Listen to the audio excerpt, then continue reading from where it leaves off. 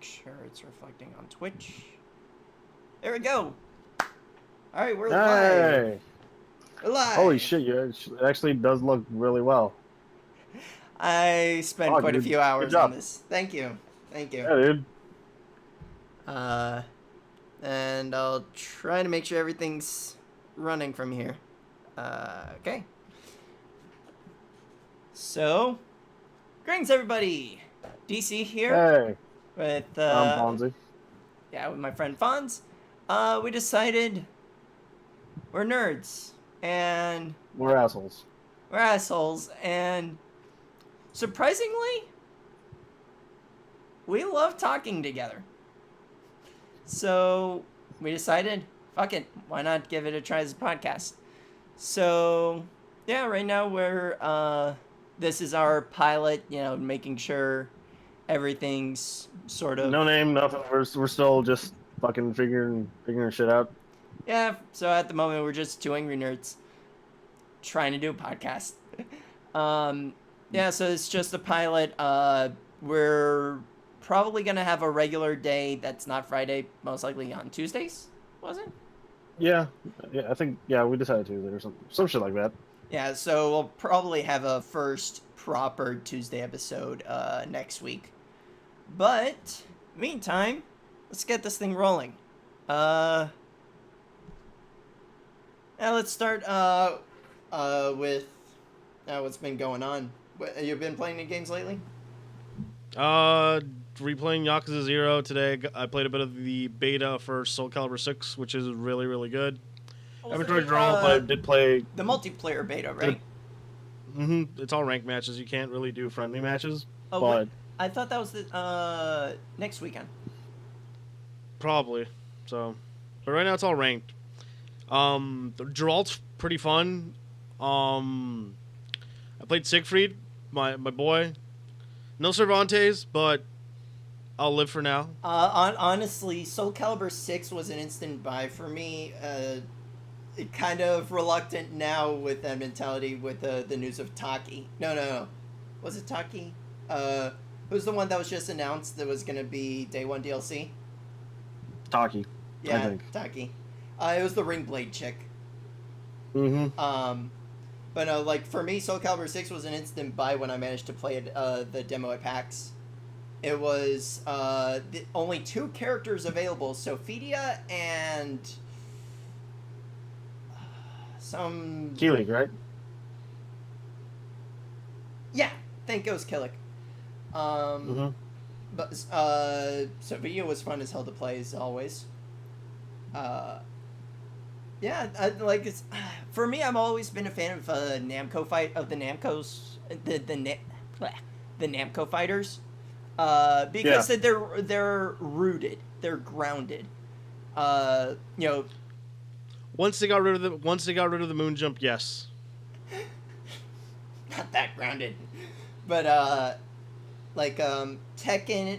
Well, down to earth, they're rooted in actual. Yeah. Styles, because Tekken is martial arts and Soul Calibur's weapon styles, which Tekken's full on martial arts. That's why Akuma can still do the Raging Demon. Yes, and that's why there's a full on samurai. Though to be fair, Yoshimitsu is basically a staple in both games, but yeah. And I like every time we bring up in the FC chat with every time Soul Calibur 6 is brought up, I know me and Morg still are baffled by the fact, why the fuck was Noctis a Tekken character and not a Soul Calibur character? Because Tekken still takes place in like the current year, and like since I would say 15 takes place a bit more modernized, That's age of smartphones and that shit. Like, Geralt fits perfectly because, it's still technically fucking medieval times and shit like that. Yeah, I guess considering time periods it makes sense, but, I mean, come on, Noctis is basically a goddamn shoo-in for Soul Calibur. But, I mean, it makes sense. It's just, it's really weird. Like, I managed to play him in Tekken 7 when he came out. Like, it's weird playing Tekken with weapons. And I say this as a Yoshimitsu main back in Tekken 3.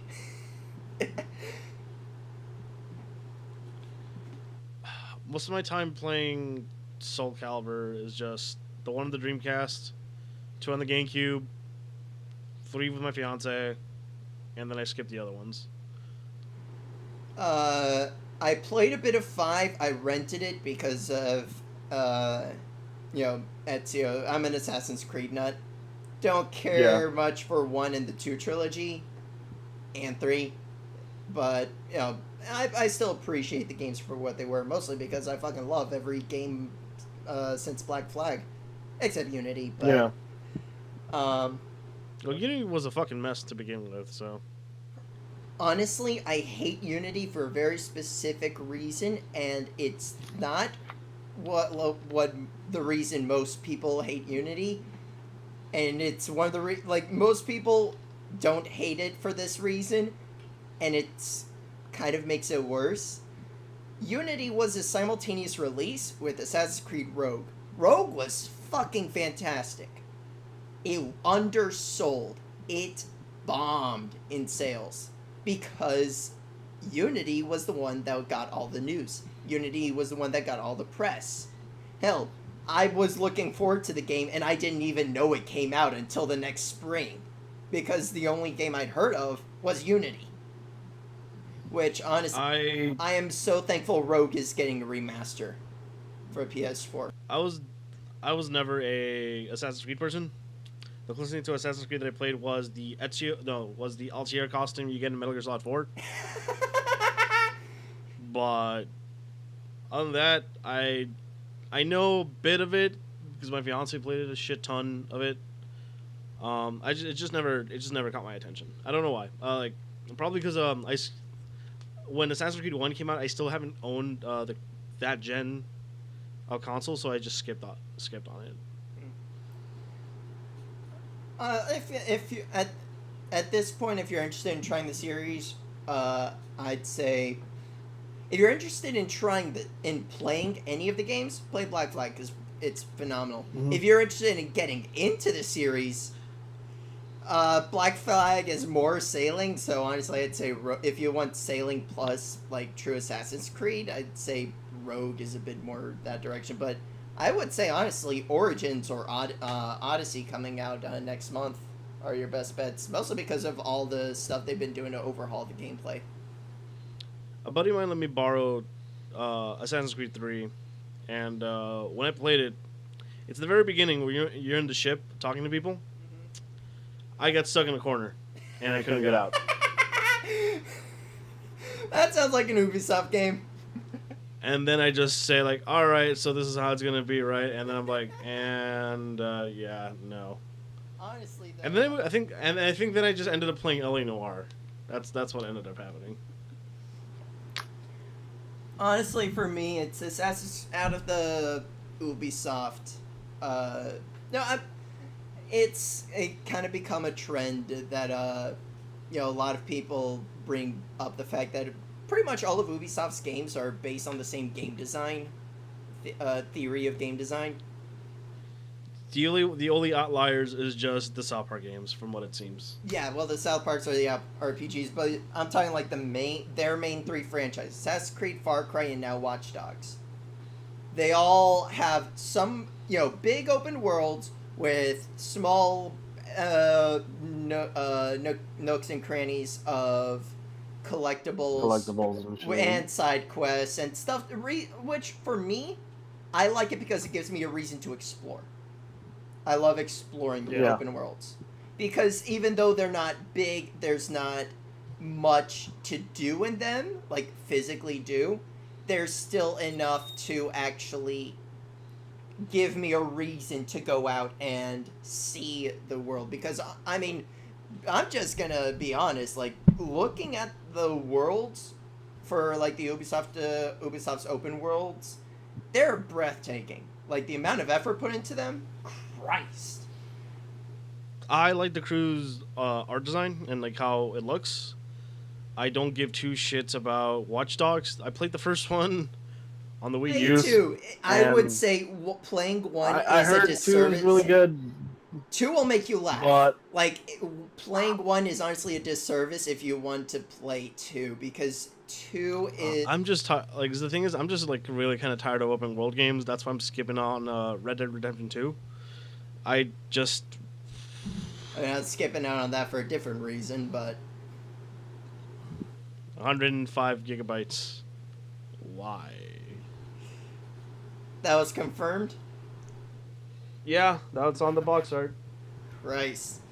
But for me, I'm boycotting Take Two. Any Take Two game because at this point, because that shit Zelnick said last summer disgusts me.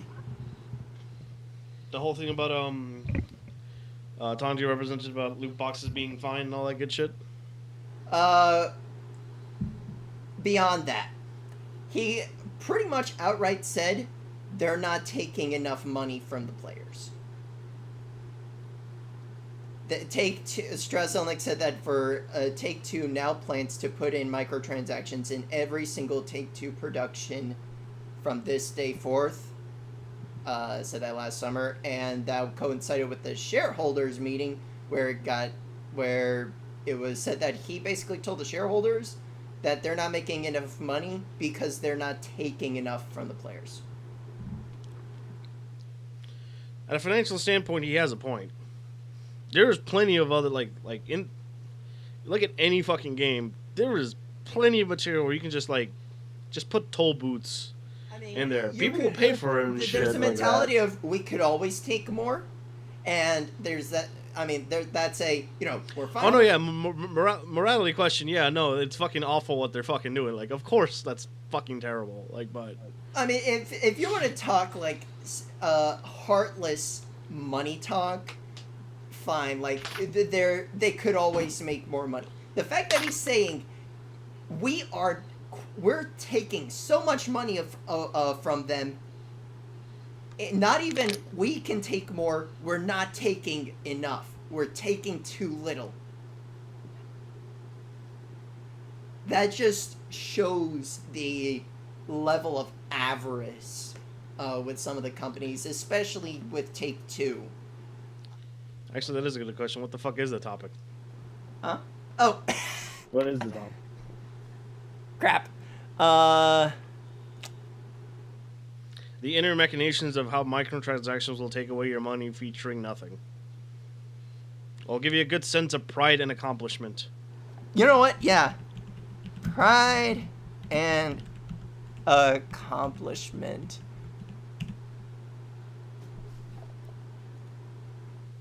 I know me and you have I wouldn't say too much different stances on loot boxes, but I know you have a different, more different take on it than I do. I have 2 takes on it. One from a game design and one from a personal standpoint. From a game design stance, there are very few things that exist that could be classified as just bad design elements. Generally, bad design is a result of mishandling said elements. For me, loot boxes, microtransactions, DLC, micro DLC, season passes, all that, they have a purpose. They have a place. But what's been going on is they've essentially been mishandled, for lack of a better term. They've been used in ways that go beyond their intended purpose. Loot boxes and microtransactions may have a place, for example, but under no fucking circumstance should microtransactions and loot boxes have been combined. They should have never been combined. So, that's where, for me, one of my favorite examples, one of the best games to come out of last year, for me personally, was Injustice 2. Because so far, It's the only game that has both loot boxes and microtransactions and does them in a smart way. Does them in a way that's respectful to the players. For one, they are inherently separate. The loot boxes, or mother box as Injustice 2 calls them, can only be earned through in-game means. Either through leveling up your player, leveling up your character, or doing the daily multiverse. Which is basically like the multiverse is an ever-changing arcade mode, which for me makes it the best fighting game ever made so far, because fuck, and a daily changing arcade mode, fuck yes. Like different ladders. Sounds like score attack. That actually just sounds like score attack. It's like every day you would have like different multiverses or different parallel Earths that would have different rings, different ladder matches, essentially, with different conditions. Like for one, there's one where it's like a Hellfire world, which is I think it was called Hellfire, but it's a reference to the comic where Constantine debuted in Hellfire, and the condition for ladder match is you essentially have a you can input a command to have Constantine help you out in battle by dropping like an arcane sigil and just like a secondary special that you can summon. So, you know, like it's with each match it has different conditions but different abilities, different modifiers to affect the gameplay as well as each fight, which serves several purposes. One, depending on the match, you could get like exclusive gear if it's like a character focused like story behind the multiverse.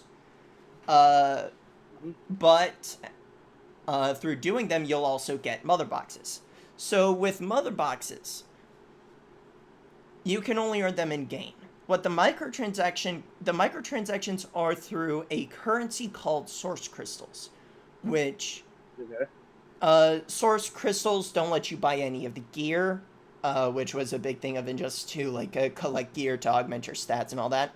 Source crystals can only be used for two things: buying shaders, like purely cosmetic color swap shaders, and leveling up your character, leveling up additional characters once you've reached your first character to 20. So it's quite literally like, okay, you pick your main fighter, get them to 20. Every other character that you're interested in, you can use source crystals to boost them up to 20. Okay. Which makes it feel more of a player choice than most other implementations of like the player choice of time saver microtransactions, because it's okay, you pick the one or two characters that you want to actually put the effort into grind, and then the rest, it's like, I'll pay a little extra to get them up to 20 because I like them, but I don't think I'd want to go through grinding a 4th, 5th, 6th character. But so those are the only two things you can do with source crystals.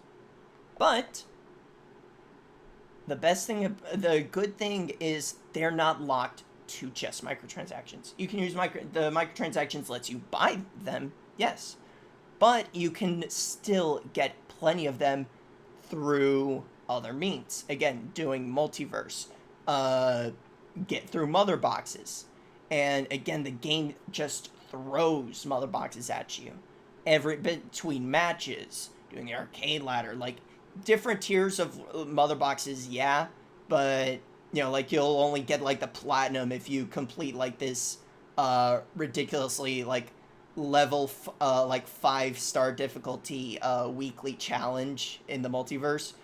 But you know, like bronzes and silvers, shit, you get those between matches pretty much after every match.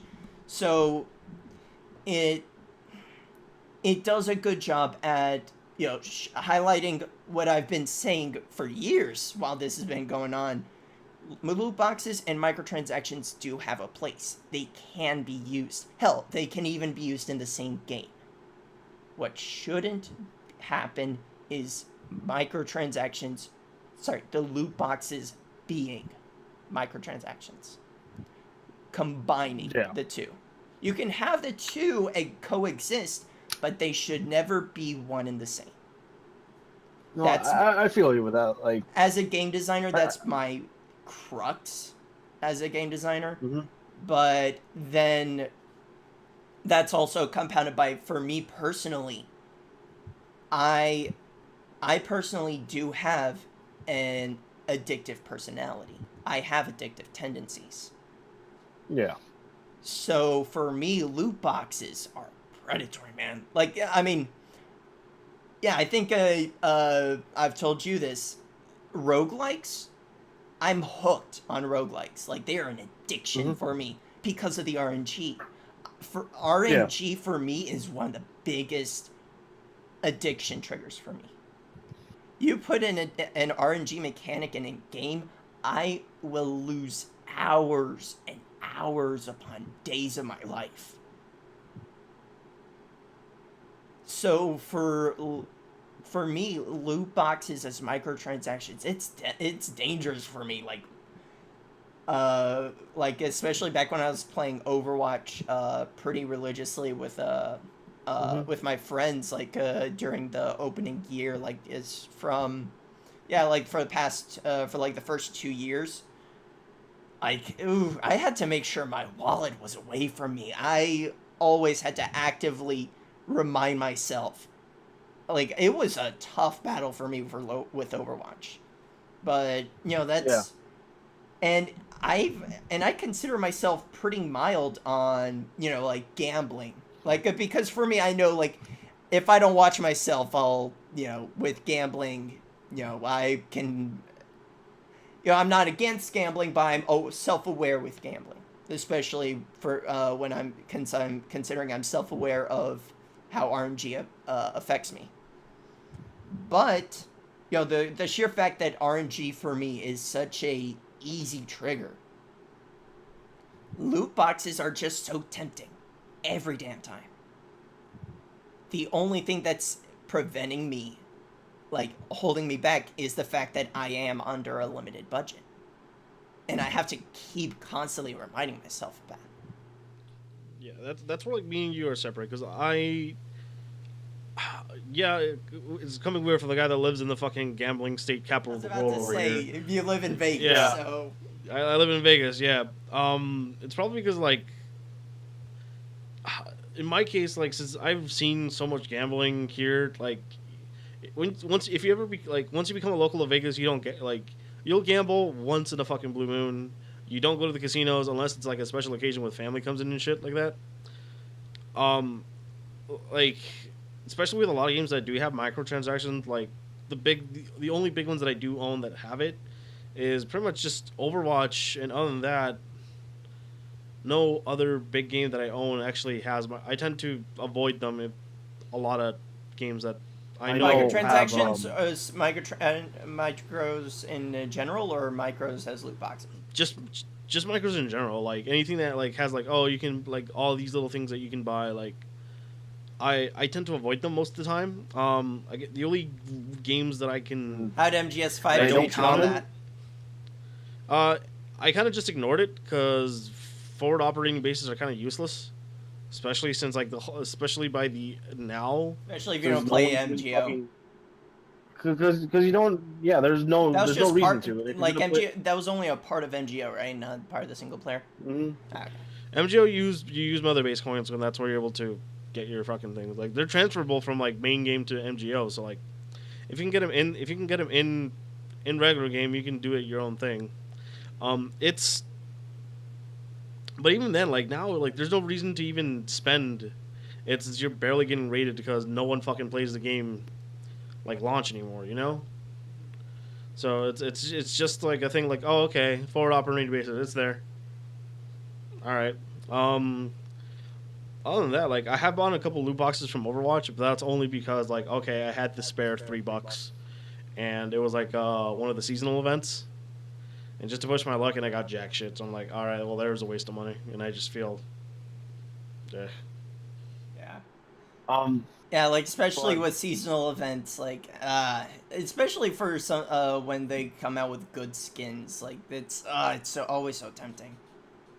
hmm and like the worst parts of those, like even when you get something, they're not even that good. Like they're just sprays or voice lines that no one gives two Yeah. fucking rat's ass about. The only things are like the emotes, some of the voice lines because The they're emo, like the some of the emotes, voice some lines are voice lines, humorous. and then skin. That's all. Like Yeah. if there's this like I understand like they're all cosmetic shit, but some stuff does feel like all right. You start getting partnered with people that have it a lot, and it does feel like yeah, they're kind of like rubbing it in your faces, you know. But that's just like player mentality. Yeah, I mean that was the whole Um, thing. Like Jim, like everyone gave when Jim Sterling was basically the only one crying to the moon about the cosmetic argument being bullshit.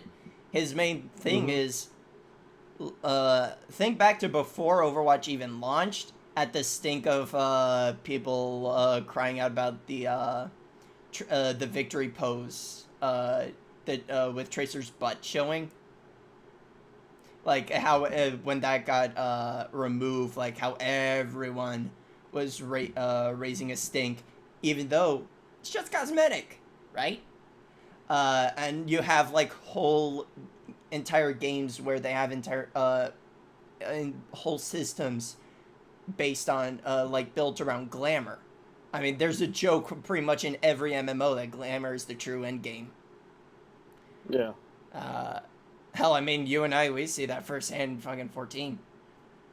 hmm So the it's just cosmetic argument is bullshit because it being cosmetic, You, there is no I would gameplay say the factor. It only is not pay to win, but there is a mentality that makes it inherently worth. It has an inherent value because of a value to which we place on it. To counter to do a quick little carnage argument on that, I would say like the only reason why it's like held that high of like what it feels like a reward, seasonal events, timed events. Those are the biggest things that you would see, because like you would see like let's just because like you would see like a Sentai Genji and there's like and that was an event for like a year ago, but you still can't get it because it's fucking December, you know. So you would see that and you'd be like okay, but if it's like something like TF2, like a lot of the shit you can just buy off the market board or just get in for like cosmetic reasons, you know. So they're not logged, and when they're logged, they're usually you get a shit ton of stuff, like especially during Halloween. But after Halloween, you can't use them, so like there's no point of like unless you're playing like some certain maps that lets you use them. But that's like community server shit, not actual like main Valve servers, you know. Are you talking about TF2? Where with mhm. also like some of the When they're- seasonal things you can only use You can only use one during the things like other than like a couple like weapons, which is just like really. the basic weapons, just like with Christmas lights on and shit like that. But most of the time, it's just like it's just cosmetic stuff like the JoJo hat. Yeah, you can wear that, but then you also have the fucking bird heads that can only be used during a Halloween map, which they're only on Valve servers when they do their fucking Halloween event. You know?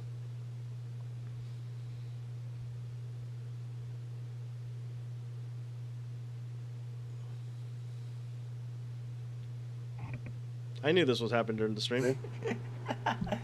I fucking knew it. Hey, it took a while. Yeah. You get to see my fucking profile Discord pic of the fucking dinosaur Dio. What is it with you changing those like every other day? I just get bored. With my phone, I don't know. It just happened like it started with me collecting wallpapers, and then once I got a phone, I started collecting phone wallpapers, and it just happened like all right, I just don't like having the same thing over and over again. Except yet my Twitch, YouTube, and Twitter they haven't changed in like over. Well, my YouTube still haven't hasn't changed in forever. Same with my Twitter, which is a fucking photo of a dinosaur, which I got when with my fiance, like at a fucking carnival or some shit like that. Mm. And the Fat Bulbasaur was just something I found on Reddit forever ago. um, yeah. So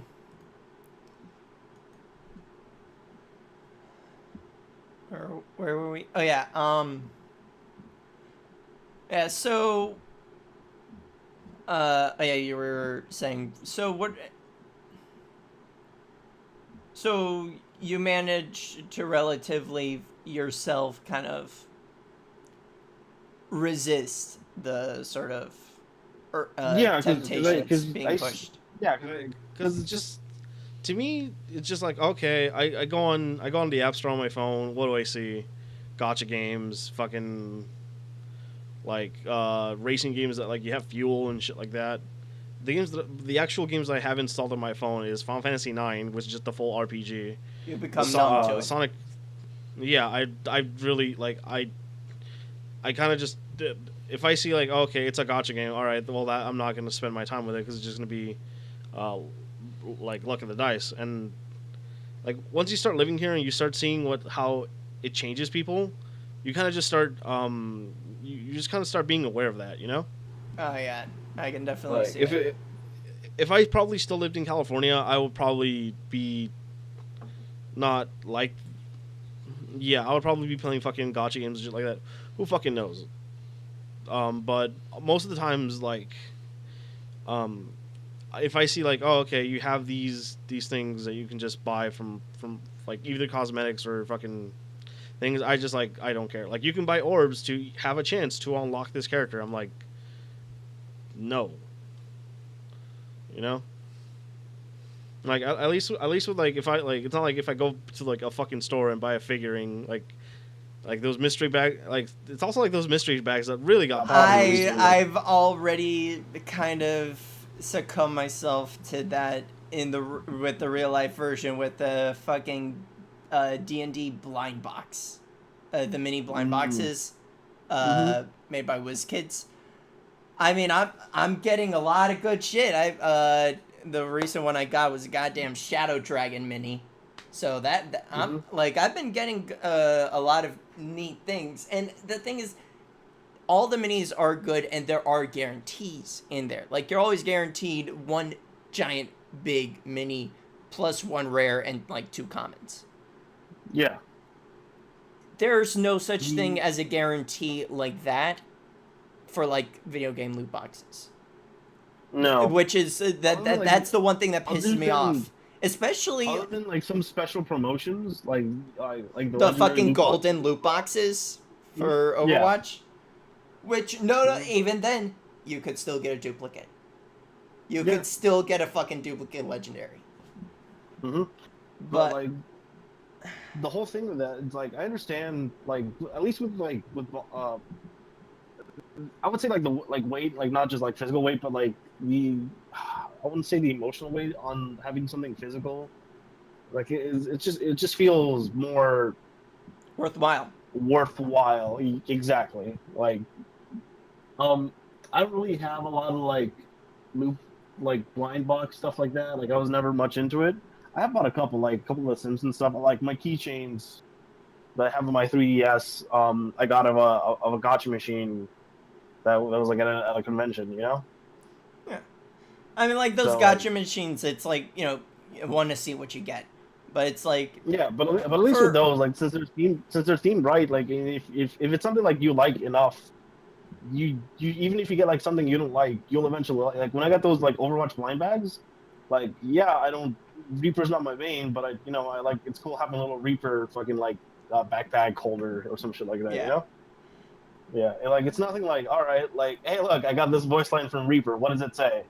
Next. Okay, I'm not gonna use it. It's gonna forget about it. Yeah. You know. It's like at the very least, like with me getting into the D&D blind boxes. At least as for me being a GM, I do eventually plan on using some of those. Yeah. It's like, of course I'm gonna eventually use a goddamn Shadow Dragon mini. Just have to. But yeah. I mean, I'm most likely not gonna use like this thing unless it's specific to a particular setting. But it still looks fucking cool. It's a goddamn like mounted elephant. Yeah. like another one of the things that I like that from loot boxes that don't really like with loot boxes. I see the appeal. Like it's like of course I see the appeal. Fucking I live in a state where people like if you play this game, there's a chance that you can be a millionaire and shit like that. You know? Yeah. I mean, So, like I like said, loot boxes have a reason. It's it's the same reason the same appeal to loot boxes, or the same appeal to like roguelikes and random generation. The but I think loot issue is boxes when are the issue is when you start putting a price to that random generation. yeah, or like how funny enough, there's like a sense of pride and accomplishment. You know, like it's crazy saying that, but like when you see when you know that one asshole who got the rare skin and showing off and it feels like yeah That like was I me got when it, I this is got my my Witch reward. Mercy skin. That was me when I got my Witch Yeah, Mercy skin. yeah. So like it's that kind of shit. Like I you feel mean, like all right, like yeah, I deserve this. You know. I mean, So like they're like that bullshit of like yeah, sense of pride and accomplishment. Yeah, it's fucking bullshit, but it it's is. You also didn't work for that shit. it's You just paid for it. yeah, but then like What? you Like, how it's pathetic because the is it random. that you're essentially paying for pride and accomplishment? Mm-hmm. Like, Or you're how or not vain even if are you're you paying that it, you but buy like into that? not even if you like you're paying for it, but if it's just a random thing, you feel like okay, yeah, this is the luck that I deserve. You know, Yeah. you get that sense like I yeah, mean, like I like this is for me and shit like it's that. like pride, maybe. Okay, yeah, you're a lucky bastard. Fine. Accomplishment? You didn't accomplish anything. No, what you do? You hold square slightly longer, or you pressed X, and that's it. And you just happen to have like the right thing. Um, like the thing with loot box is like I said before, like I see the appeal. It just doesn't get me hooked. Like when I played through Fire Emblem Heroes, like oh okay cool I can get Lisa, and they're like all right, did I get Lisa? No, well all right, whatever, uninstalled, done, You know what it is for me whatever. that like so again like I mentioned it's for me it's I view from them as a from personal standpoint and from a designer standpoint. What's been pissing me off from a designer standpoint is beyond yeah my personal bias of them constantly getting more and more desperately manipulative. As a game designer, it hurts to see a lot of games suffer at their core with their core design being corrupted by the mere presence of loot boxes. The best fucking example, Shadow of War. Middle Earth Shadow of War. That Yeah. game was depressing to see when it came out. Because it became a grind. If you did not buy into the loot boxes to buy the fucking orcs, first off, the fact that you can buy your way to get orcs basically is a big middle finger to the Nemesis system that especially considering the amount of work that went to improve it for Shadow of War from Shadow of Mordor, all that effort was meaningless because now you can bypass that shit saying, fuck the Nemesis system, I'm gonna have my own orcs without having to work for it. Like, Yeah. that's one of my favorite things I've been doing. I've just started playing Shadow of Mordor a while back. One of favorite things to do is like something I eventually discovered. It was like I would try to kill this one orc, but there was an orc that was basically a fucking sniper that had a crossbow. He would always pick me off. He would always kill me just as I was killing a few other orcs. So he would always get leveled up and leveled up and leveled up. By the time I killed him, Jesus Christ! I basically fed him to the point where once I finally beat him, it was so satisfying, and the rewards were worth it. Mm-hmm. That is effectively meaningless if it would have been in Shadow of War with the microtransactions, because I'm thinking, why the hell am I wasting my time feeding this bastard when I could pay $5 for a chance at getting someone far more powerful than he could ever be? So it shafts the work put into improving the Nemesis system, but also at its core, the game was a fucking grind. If you didn't spend the money to bypass the game and buy high level orcs, the grind that was required from some of the late game segments is atrocious. Especially when you beat the game, there's the Shadow War segment, which is basically a gauntlet of the new siege mode where you take your army uh, mind-jacked orcs. You take your army and pit them against other armies of Sauron's orcs. It's like a ladder of siege fights. First, the difficulty curve for some of those was so fucking obscene.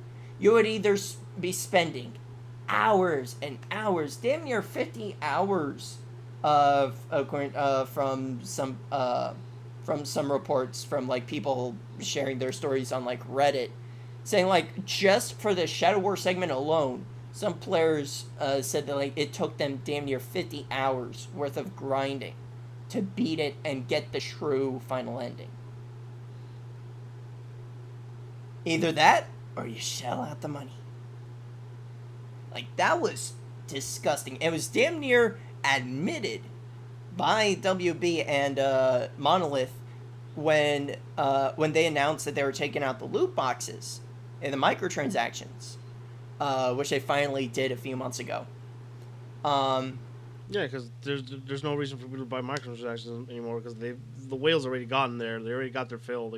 They had to address some of the complaints, and a lot of people were asking, so what the fuck are you going to be changing the Shadow War segment? They had to basically admit that yes, the Shadow War segment was a fucking slog. Whether or not it was intentional, no one cares at this point. The devs themselves realize that yes, it was a goddamn slog. And most likely they knew it before the game even came out. Yeah. It was damn near, like, there's no way it would have gone past unnoticed in beta testing. They had to have known, and at that point they were complicit.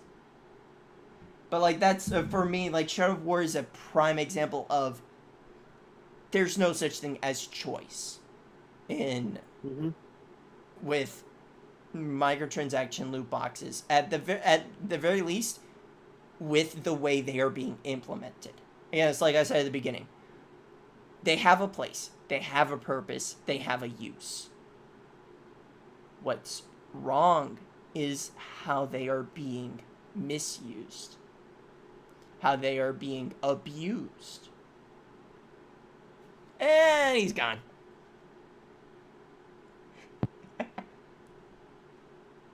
Hello? Yeah. There we go. Yeah, it's like know. how they're being misused, how they're being abused. That's my issue. You might want to move the cursor from my fucking face. Oh, whoops.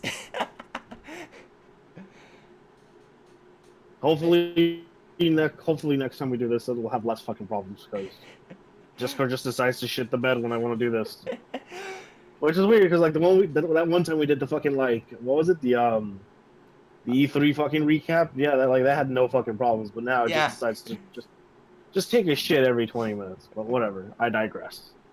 And you ended up using your taking video too for that.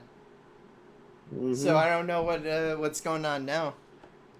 I don't know. But yeah, so. But anyway, back to your Shadow War thing. Yeah. That's been my thing. It's they're being misused. They're being abused, and they're tainting and corrupting the very core of the games that they're being put in. All right, now All right, so let's just say like a developer, instead of putting loot boxes, they just put a special DLC to just unlock everything. Like in case, that's how Skate 2 had Like a an thing early called unlock? The Time is, yeah, like that's how Skate 2 did the Time is Money DLC. I think it's like $5, and you just unlock everything in the game. Like the skate parks, pretty much you just get 100% as a download. You pay $5, done, everything unlocked. I find that okay for a game like, that requires unlocking a lot of stuff, especially if you're going to play online. That requires like to get certain areas to do stuff like that. Or like for fighting games, I find that okay with, especially when you buy season pass and there's like characters that are locked behind story that you can just unlock if you have the season pass. Fucking Like, Android that's 21. Mm-hmm. I mean, I don't play her, so I don't give two shits about her. Like that's the most bullshit thing. It's like it's not even the main story that everyone like. The story is cut up into 3 chapters. You have the Z fighters, the villains, and then the android saga. Mm-hmm. Like you have to beat all the way up to the android saga to unlock Android 21, or get the season pass to unlock her immediately. Why for the story mode, why the hell did they bring in the worst story mode of what was it? It was the goddamn Budokai 2. It was based on the Budokai fucking 2, yeah. Budokai 2 tournament world story mode. Why the fuck would you bring that back? And it was I don't know. It was also felt like a waste of time because there were so many of the singular maps that were just outright fucking filler. Even no semblance of story progression in like a good half of the maps in the first story. And it gets even worse in the second and third stories. I haven't even finished the hero's story. I learned from a fighting game. I learned since Calamity Trigger to just ignore the story mode in a fighting game. I mean, The only time I haven't done that was, I know, but like I think the only time I haven't done that was with Guilty Gear Xrd, which is just, all right, here's an OVA running on the engine. Have fun. You're like, there's no fighting. It's just you're just watching an OVA. That's what it is. I'm like, all right, I'm okay with that. I think it was Calamity Trigger. Yeah, it was Calamity Trigger that to get 100%, you had to fail every fight at least once. And there's some fights like, all right, you have to beat this guy at a certain amount of time, or you have to beat him with a certain move, or your super, to like get the true ending of that thing. Oh my god! Or to get 100%. Yeah, it is probably the worst thing, like the worst designed story. They streamlined it more in Continuum shit, but even then, I'm like, if I'm doing this just to unlock a character, I'd rather just buy the character. The only character that I didn't do that was for like some later Blaze Blue games like Chrono Phantasma, and that's because like the final boss became a certain mode after you beat him, and I like fighting the final boss. But like you got characters like Kagura who like you just beat the story and they're like, all right, you unlock him, or you can just pay $2 and then he's unlocked from the start, you know. Meanwhile, in Blaze Blue Cross DLC, Well, the whole game was $40. It's like you get the full game for 40, and like, all right, and then you pay 20 for the DLC. There's your $60 game. But fucking half the goddamn roster, that Street Fighter Cross Tekken bad. I mean, it's not that bad. You got most of your staples. The Team Ruby, all the Team Ruby is free. Like they're not paid. The only paid DLC is just the Under 9 Birth, Blaze Blue, and Persona characters. So. Mostly because everyone bitched as soon as they heard it. Mostly, just pretty much the Ruby community just bitched because they weren't even supposed to be free from the get-go. It was Ruby and Weiss were in the game, then Blake and Yang were going to be actual DLC that they reneged and said, okay, fine, they're free DLC. A lot of people didn't expect that because this became a lot of people's first ArcSys games. A lot of people saw that coming because ArcSys. Yeah. Continuum Shift Extend is the third version of Continuum Shift. It added one character. The game was full price. You were telling me about that, yeah. Mm-hmm. And then a year later, the actual sequel to Chrono Phantasma came out, which is the actual sequel of Continuum Shift. Damn. The reason people bought that was just to get with the current version of the game. Meanwhile, I'm just happy with fucking Injustice 2. You have a simple season pass. The only thing was, Dark It Side. had two season passes, right? One. As far as One? I know. Which one? What was the last one? What was the last character? It was just the Teenage Mutant Ninja Turtles, right? Yeah, the season pass, it was 3 waves. Sub-Zero, Red Hood, and Starfire for wave 1. Raiden, Black Manta, Hellboy for wave 2. I don't care if it's Raiden, it's fucking Raiden. It's Raiden. And Enchantress, TMNT, and the Atom for wave 3. And then after wave 3 dropped, there was an update for which was the, I don't know if it was an update or part of the season pass or something. All I know is I got it for free. It was an update for Injustice 2 Legendary Edition, which did some things with like the update cap and basically rejuvenate, bring some life back to the game after a year.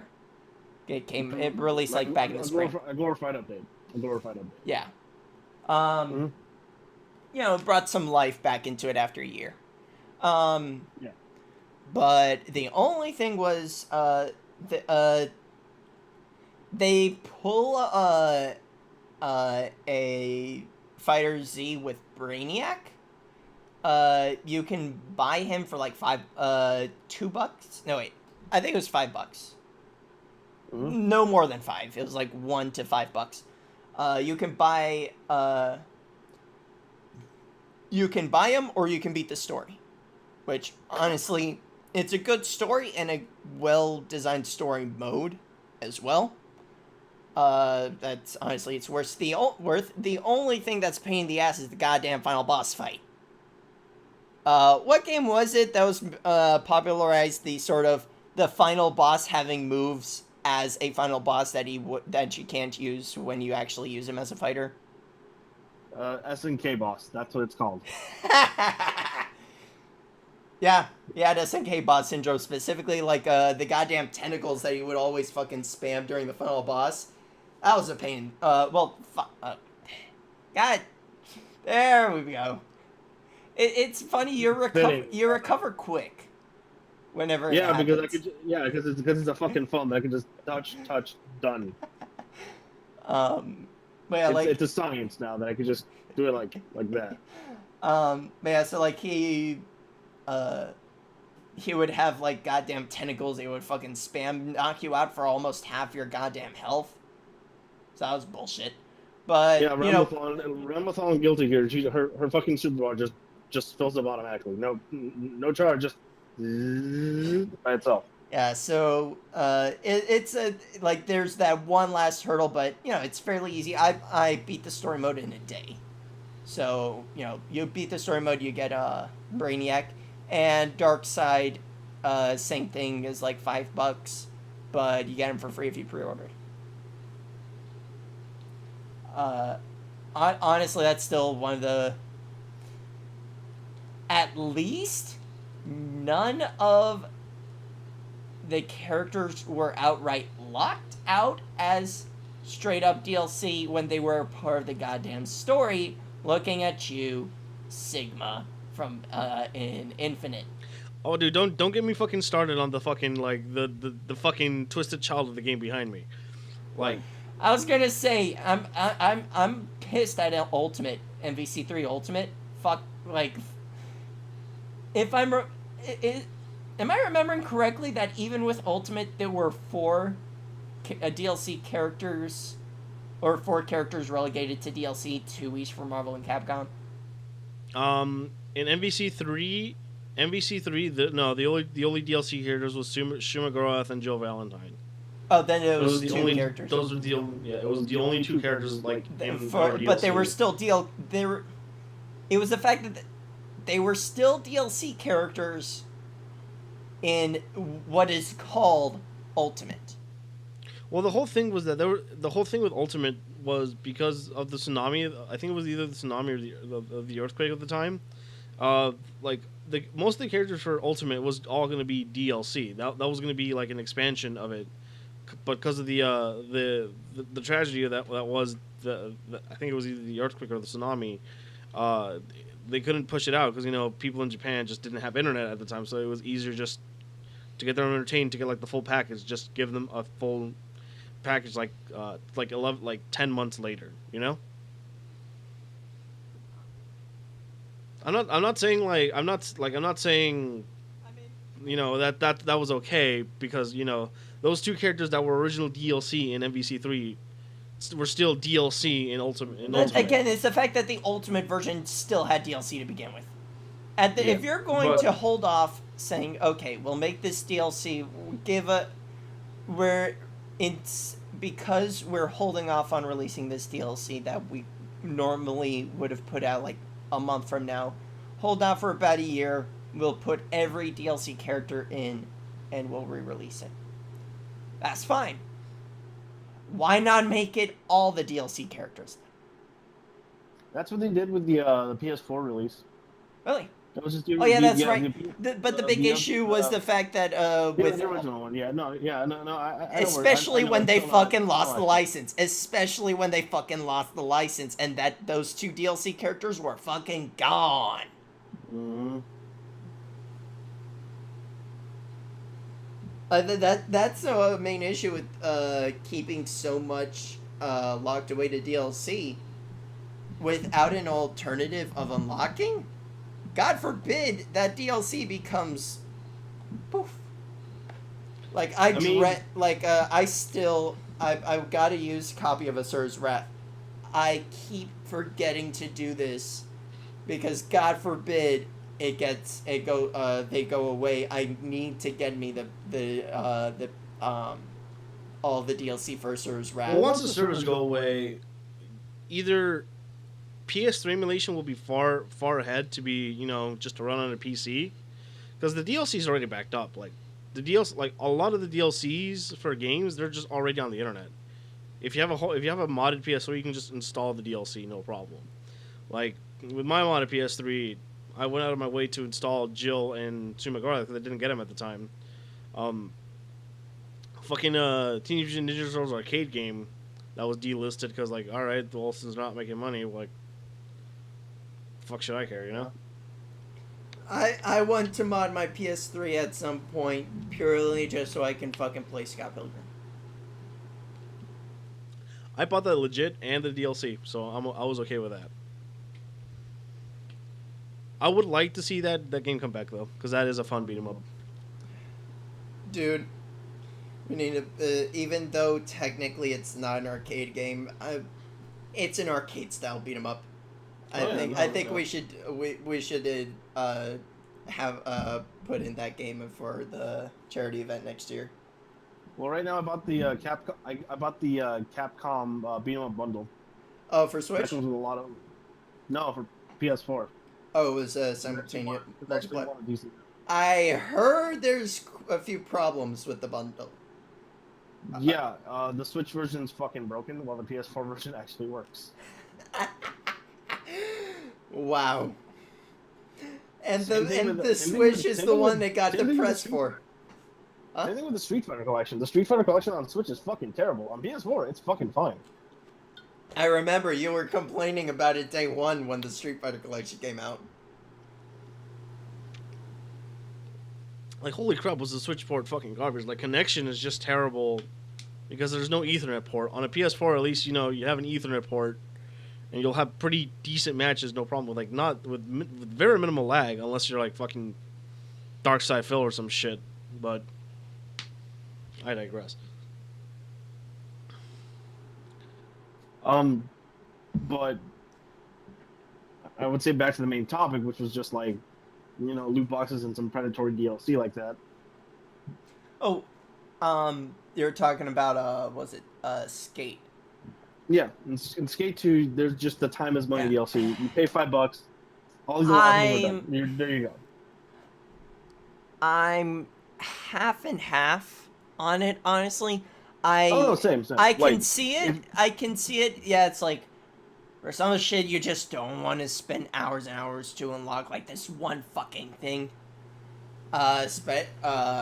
Especially you know, for me, I'm good at some games. I'm shit with others. yeah, And hell, some games I'm fantastic with, except for like two small segments where it's like, fuck, why can't I complete this? I'll just drop those and play the game, you know, the parts that I enjoy. Uh, but honestly, he honestly makes the best argument for it. But Jim Sterling, he brought up the best counterpoint for it, and I absolutely love it. And I kind of hate that I never considered to think about it, but it like makes so much sense once you hear it. It's by putting value on something that lets us play the game less, you are effectively either A, admitting that the game is so bad it's not worth our time, or B, you intentionally made it so that you want our money. There's no midway or curtailing it. Either A, you realize that, you know, you're saying the game, it is not worth it to spend our actual time playing the game, that it's worth more to skip playing the game and play less, or you're saying that you're effectively holding our enjoyment of the game hostage by putting in elements that by not paying, we are essentially not fully enjoying the game.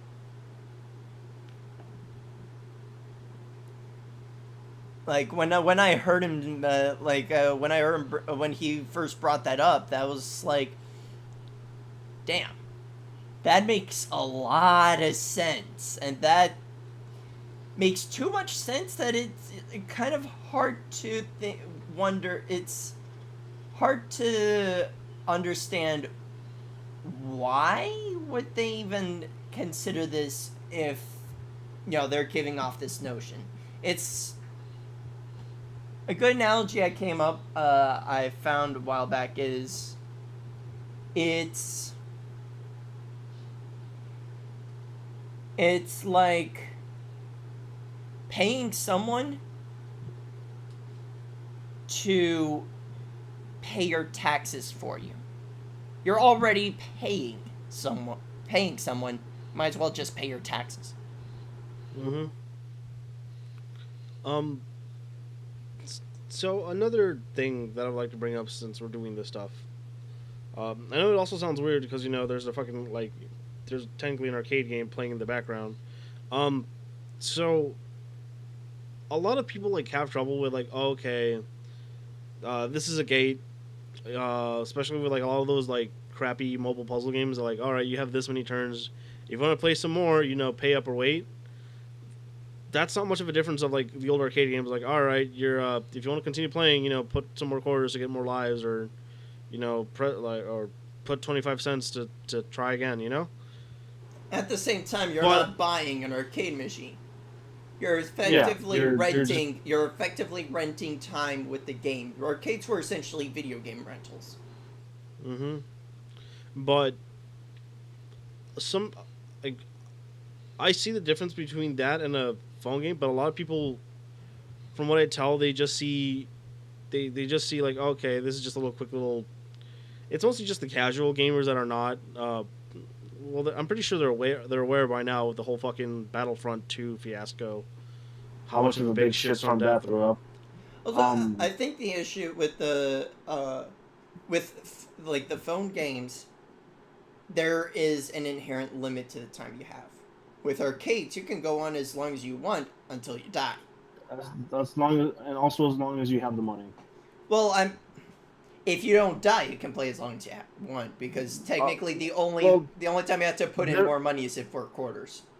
Well, there are beatable fighting games. Like a lot of fighting games have like, all right, you're going through this ladder to fight the final boss after like so many fights, you fight them, and then like, all right, you get a game over.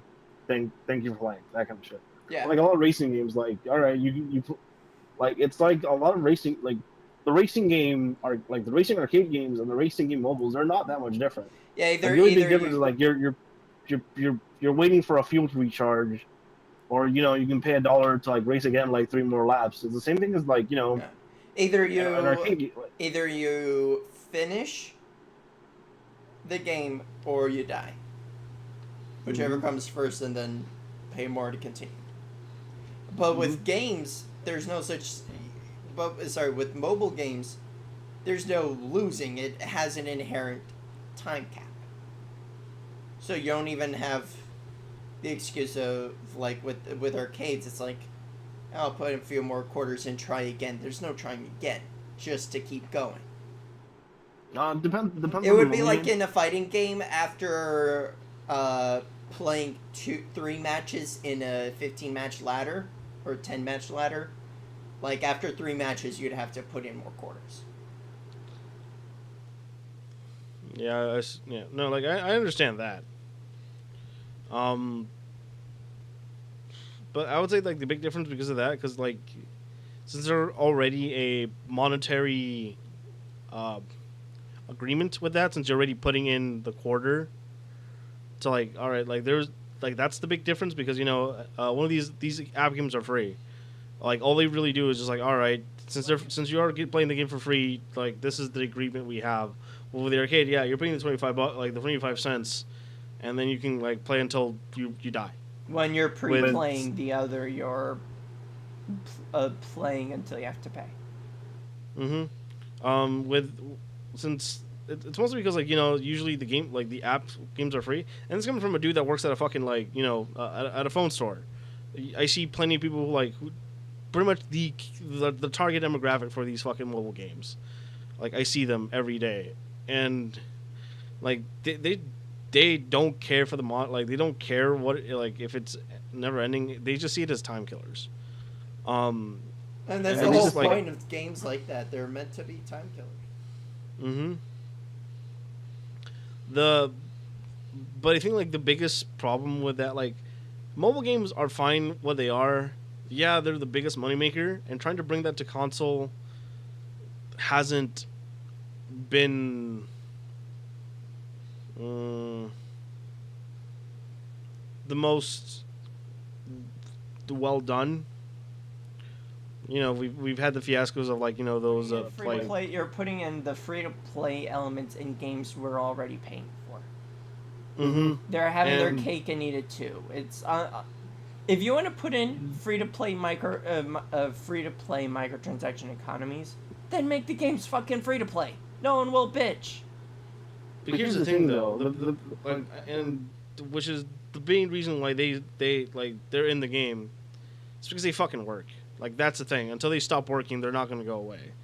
Like Ratsq even put like it's pretty much just a lost battle. Like if someone's willing to pay the money to get this amount of spend $5 to get like 300 fucking like in-game coins, just to get like something, like people are willing to do it. Like it's crazy because the whole thing because they think like, all right, I have the money, I can do it. Like it's because this is my I have the will to do this, and I will do it, and that's what gives me, and like that's what gives people, funny enough, the sense of pride and accomplishment, because they think they earn, it's hard money they've earned, and they're gonna use it how they want it. Yeah. Like no, I see the point. Like fuck those predatory fucking loot boxes and fucking like just the whole like it's not even like in Vegas, you live in Vegas. I mean, technically, these terms are originated from Vegas, like whales, dolphins. Are they the ones with the most money, or the ones that are the easiest targets? They're usually the in easiest Vegas. targets because like Exactly, here in it's not Vegas, a like a mount. lot like They don't even care if you know they're if it's kids that are playing it. They don't care who it is. They don't even care if they're basically putting in every penny. They don't care if they're poor, they're broke. All they care about is that they can get into their heads and milk them for every cent that they have. The best way to the best way to describe it is that senator that said how Star Wars Battlefront 2 is just a Star Wars casino. Is a Star Wars themed casino for kids. And you know what's even hilarious? There are Star Wars slots. they're based off the movies. If you ever see a Vegas casino like right now, you would see pop culture movies as slot machines. There's The Walking Dead. There's fucking Zuma. Hell, there's a Crazy Taxi slot machine. These things exist. Wow. Is that the thing is they see they're like, oh, okay, I remember these, and they work because they hook people. They see the lights and they're like, okay. That's why like one of the most popular fucking like slot machines is here is fucking the 1960s Batman. Why? Because it plays the Batman theme. Yeah. But like my point exactly. See, like you're getting hyped about that shit because it's fucking Batman. But that still doesn't hide the fact that it's a fucking slot machine, you know? And slot machines are also just lazy, but fuck, it pisses me off how easy they work because all you're fucking doing is pulling the lever, hit the lever. Yeah. Which is even hilarious because there's a whole fucking corporate chain of Konami here in Vegas that works with slot machines. I mean, There's plenty of fucking. the thing is, slot machines here in the U.S. are what pachinko is in the West. Like pachinko aren't slot machines. It's those little balls, which Well, there's still patchy slots. Yeah, Like but dude, and there's still fruit machines, which is just pretty much a fucking slot machine. But pachinko is fucking addictive. Like, I was at MomoCon. There was a corner in the gaming booth for that refurbished pachinko machines. $5 gave you like a little cup of balls, and the $5 they were raising money for Extra Life, I think it was, or for it was for a good cause. So like $5 for a good cause. Try your luck at with some pachinko.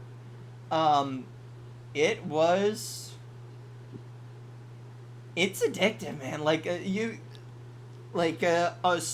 You only need to pay a small amount for a large amount of for like a pretty big amount of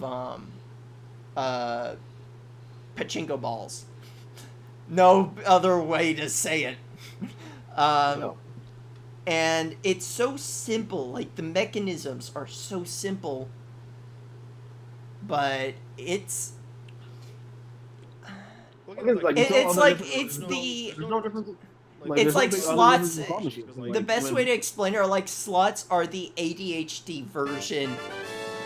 Oh, we have a new crap. Ah, damn, it went away. I'll probably catch it. Commander Root, thank you for following. Alright, it's like slot machines, like Vegas slot machines are like the ADHD kids version of pachinko. But here's the thing though, like with like all the flashing lights. Pachinko machines are pretty mellow. Yeah, but some fucking like slot machines here are because you have stuff based off like The Hangover, which is just like a comedy.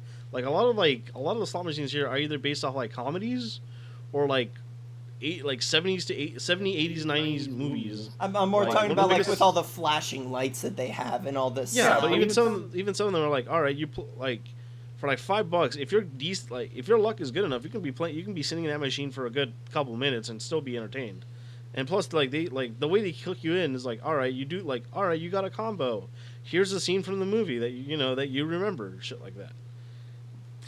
if I recall, pachinko does the same fucking thing. Like, because I've seen the Metal Gear Solid like pachinko machine. Like the whole thing is like, all right, you're fucking doing the slot machine. Like, all right, combo and all that shit.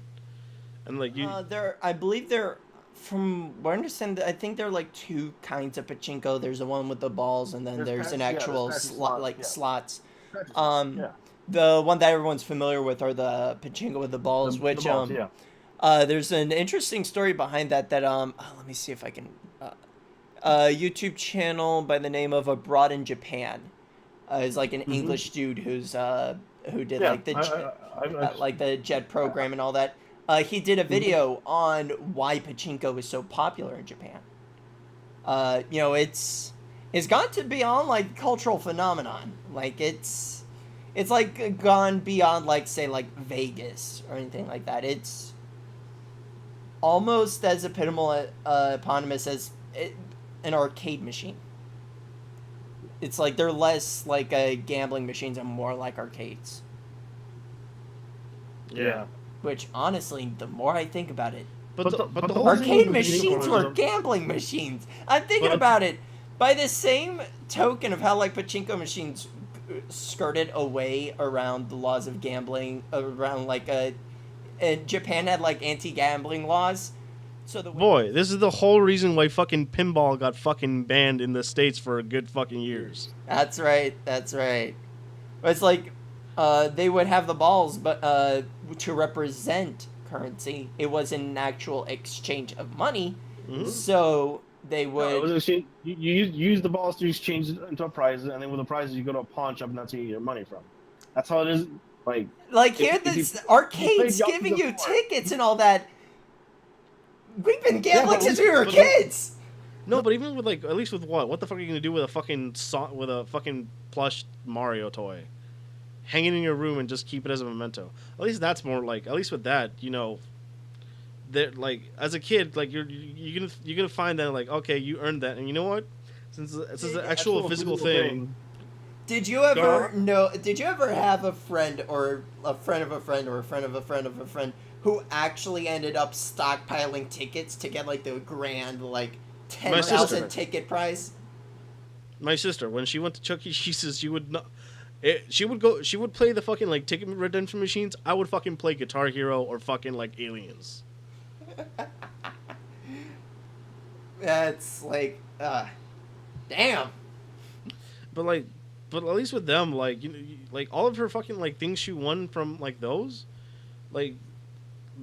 At least with that, you get like an actual physical manifestation of like like, okay, like you earned these amount of tickets. What do you want to do? I want that, and that's your choice, and it's not based off luck. Other than like, okay, it's just lucky that they have it there that day, but like, all right, I want that. All right, here it is. It's an exchange, and you know what? And at least by the end of the day, like you have something to show for it.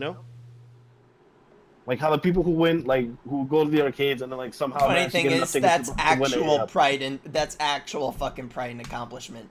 Because you fucking work for that shit and you have something to show for it. Yeah, it still uses a bit of RNG, but you know what? At least you have something to show for it.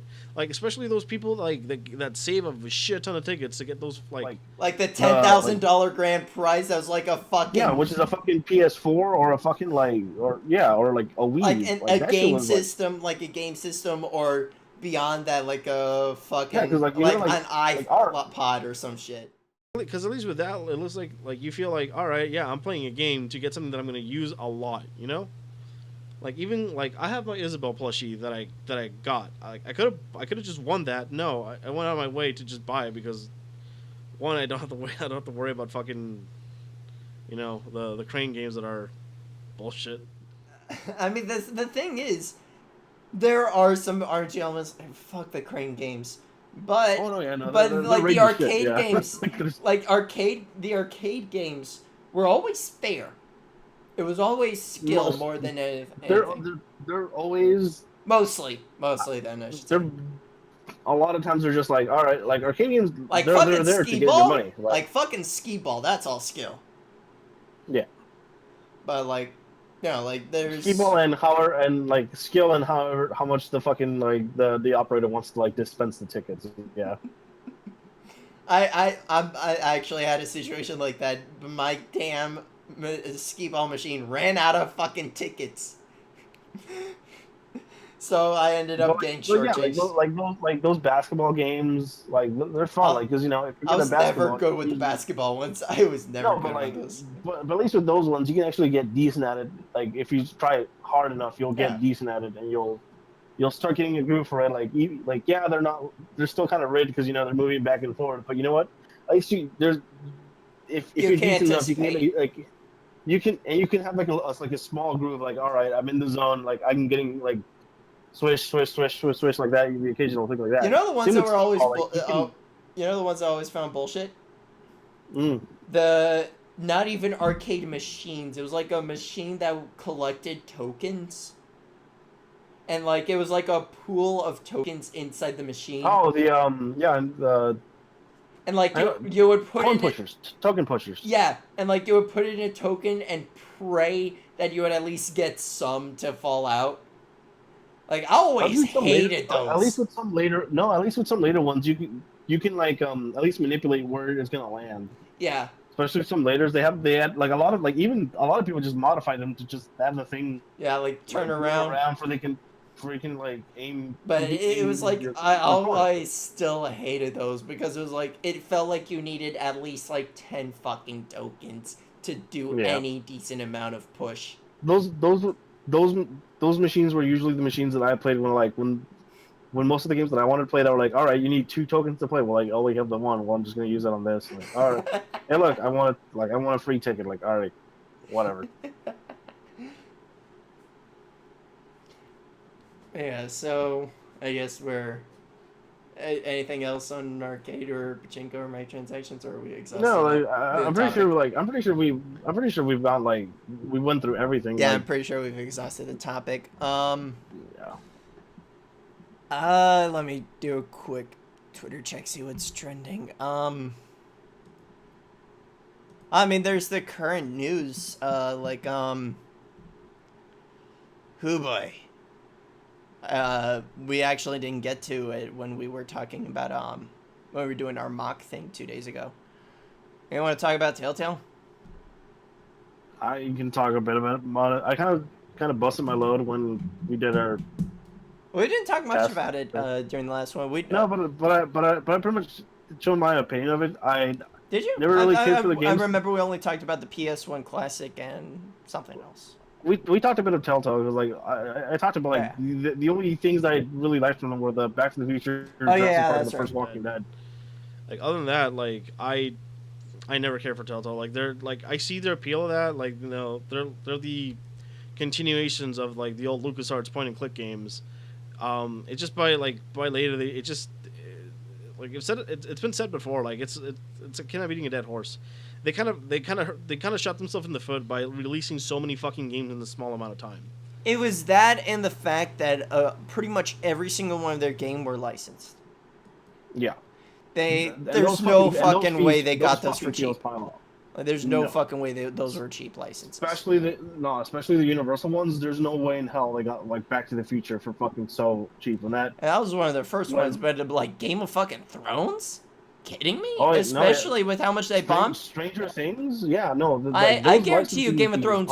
I guarantee you, they lost money from Game of Thrones because it didn't sell that well, and you better and damn sure that's an expensive license. Yeah. But no, it's like how much money like the writer has because of those fucking books. It's crazy. And it's hilarious when you consider that one of the big things against Telltale is the fact that everyone's been doing their formula but better. Yeah. Like again, for Life is Strange, I was a phenomenal like expansion on the Telltale formula.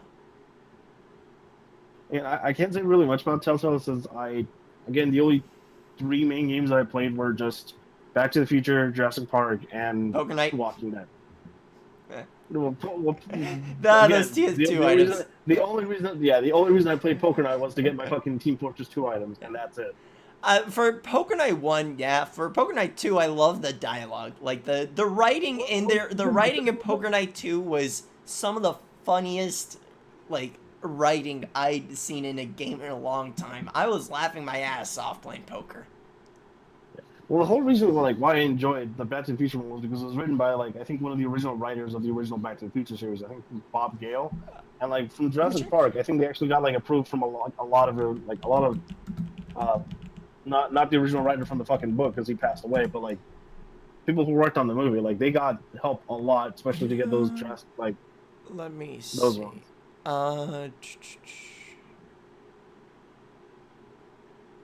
Oh, huh. There was the PS4. It was originally PS3 exclusive, but PS4, 360, and Xbox One versions that released in 2015 were updated because to actually have the original voice of Biff play. Biff was played by Kid Beyond in the original PS3 version, and in the update they actually had brought in Tom Wilson. More money for the licenses. Again, I love. Because I love the attention to detail, but it's such a love letter to the Back to the Future fans, especially later because they actually got the voice of fucking Michael J. Fox to play. Yeah, they actually got Michael J. Fox and Christopher Lloyd. Mm-hmm. Well, Christopher Lloyd's been there since the beginning of those games. He pretty much his rest of his current lifestyle is just oh yeah, I'm just Doc now. Let me see. Back to the Future, because I'm looking at the writers. Either I think Bob Gale should be there. He was an overseer. The writers for the game were Andy Hartzell, Mike Stremley, and J.D. Straw. Because I remember one of the big people who wrote the stories, the actual scripts and shit like that, was partnering with TellTale to get this game right. Let me see. Written by Bob Gale, Roberts, yeah, Rob Zemeckis? I don't see them. Let me see, because they're not that's actually interesting.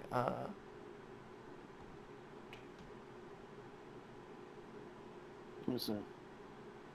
Oh, okay. So they got Michael J. Fox and Christopher Lloyd for mocap, but Lloyd voice doc, and they got AJ Locascio to play Marty.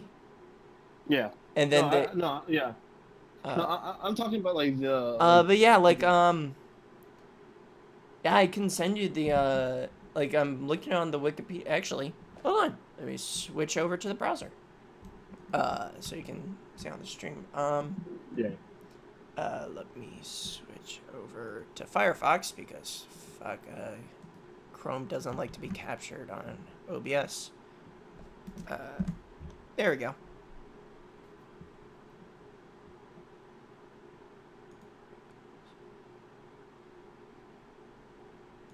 Yeah, no, I've seen the Wikipedia article. I'm on it on my phone.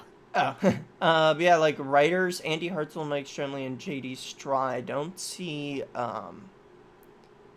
Let's see. Back to the Future film franchise, films. All right, so he didn't help write it, but he helped a lot of the people getting the stuff right.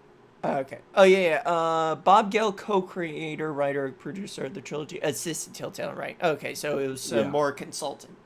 Okay. Mm-hmm.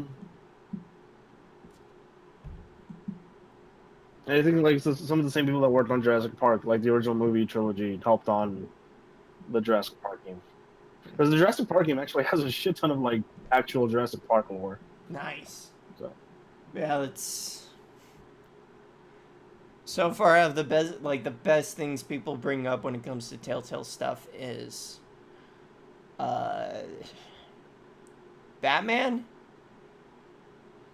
Batman, Walking Dead season 1, and part of the Wolf Among Us. I heard are really good. Wolf Among Us, Batman, Walking Dead, and what was another? Tales from Borderlands. Yeah, I heard that one was really good too.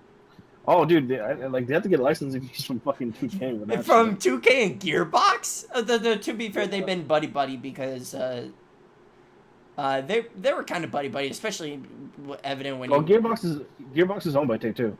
Oh yeah, but they were pretty. I don't know about the relationship with Take-Two, but it seems they're pretty buddy with Gearbox themselves because they did a lot of shilling for Gearbox in Poker Night 2 with Claptrap. Mm-hmm.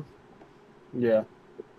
Like they did a lot of name dropping for like Gearbox and a lot of even some of the employees and some of the creators from Borderlands. So it was interesting to see.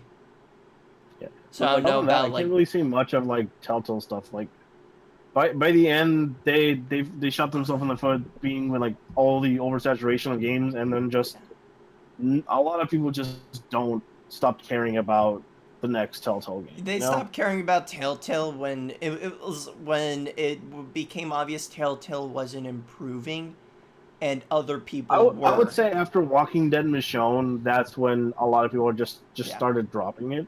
Yeah. Because like, around that was around the time when we had like Life is Strange and like Until Dawn. Like those two games were the ones that basically said, "Fuck you, TellTale. If you're not gonna get better, we'll be better than you." Yeah. So it's like if you're gonna stay put, then we'll just get ahead in the race. Like pretty much everyone else is doing the sort of narrative adventure game. Well, right now the big thing is like the big single player story game. You know, you have God of War, Spider-Man, Forza, because Xbox needs something. Hey, Xbox is getting Kingdom Hearts. Yeah, so is PS4. It's probably gonna run better on the Xbox One X anyway. So now they think. Hey, listen. Oh wait. Ah, damn it. So. Hey! Someone's actually hosting. I didn't catch the name. Think it was. Ah, crap. Just missed. Let me pull up Streamlabs. Well, I do. What was I just saying? Oh yeah, Crombie, thank you for hosting. Yeah. Thanks, man. Thank you. Yeah, I was. I forget that Streamlabs keeps a record of the notifications. I should have it on standby. If it doesn't fucking crash, that's for sure.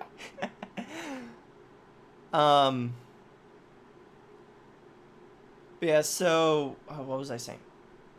Oh crap, what was I saying? Stuff I can hardly. Oh yeah.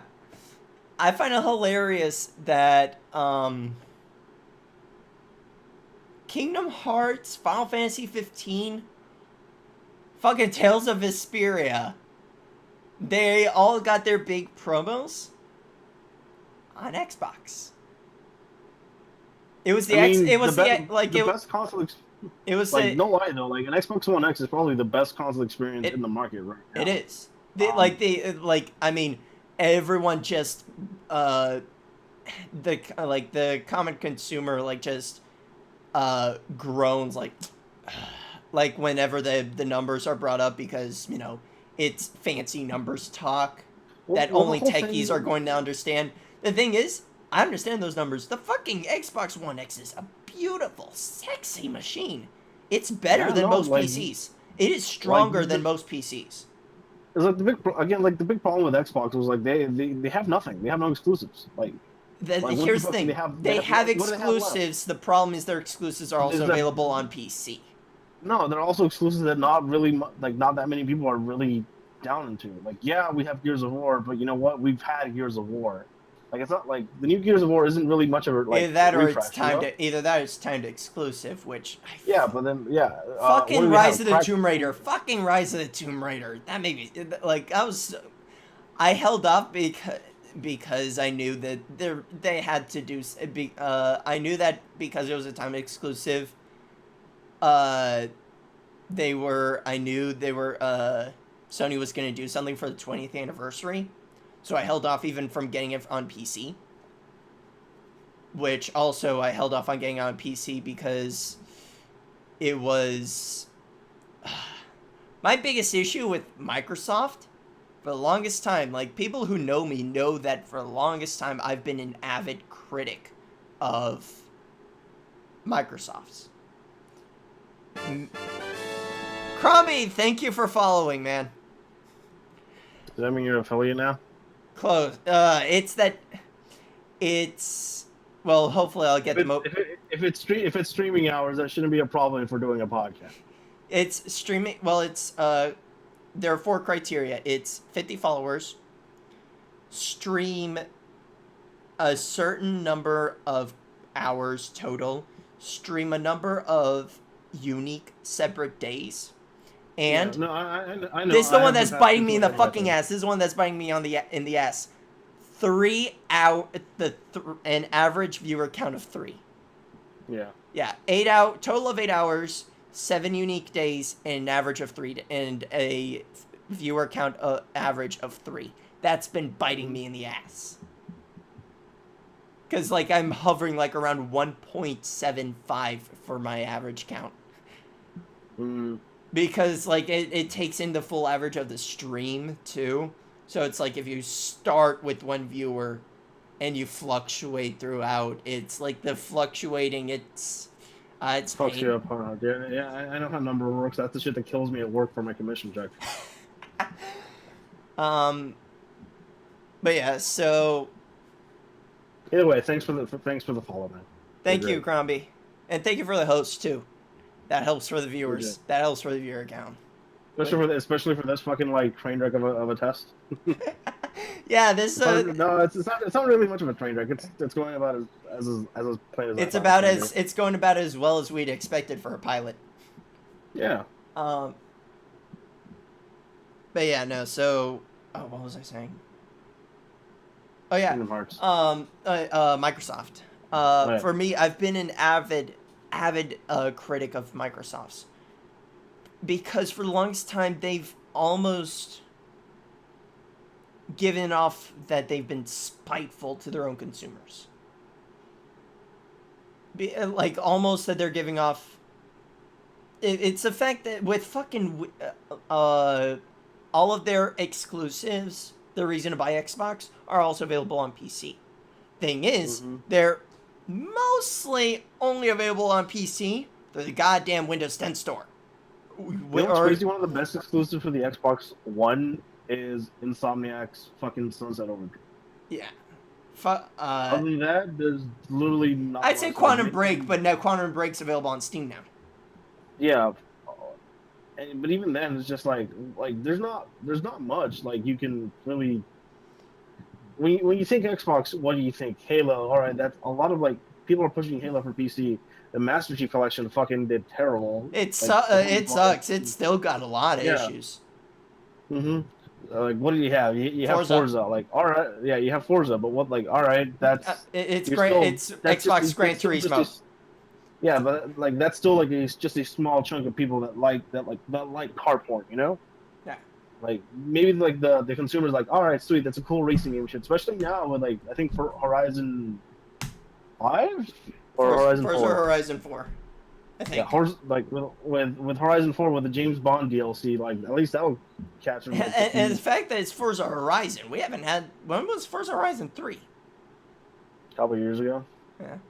Like, I mean, Forza's one thing, but Horizon, hell yeah, I love me some Forza Horizon, because it takes the Forza racing game and kind of makes it into like an open world. It's like Need for Speed Underground, for everyone who remembers that from 2002.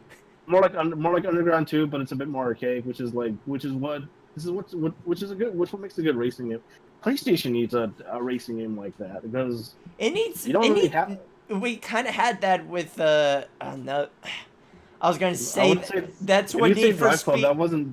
That's what fucking Need for Speed Payback was supposed to be. No, Need for Speed Payback is just a fucking we need to rip off Fast and the Furious like we did in the early 2000s.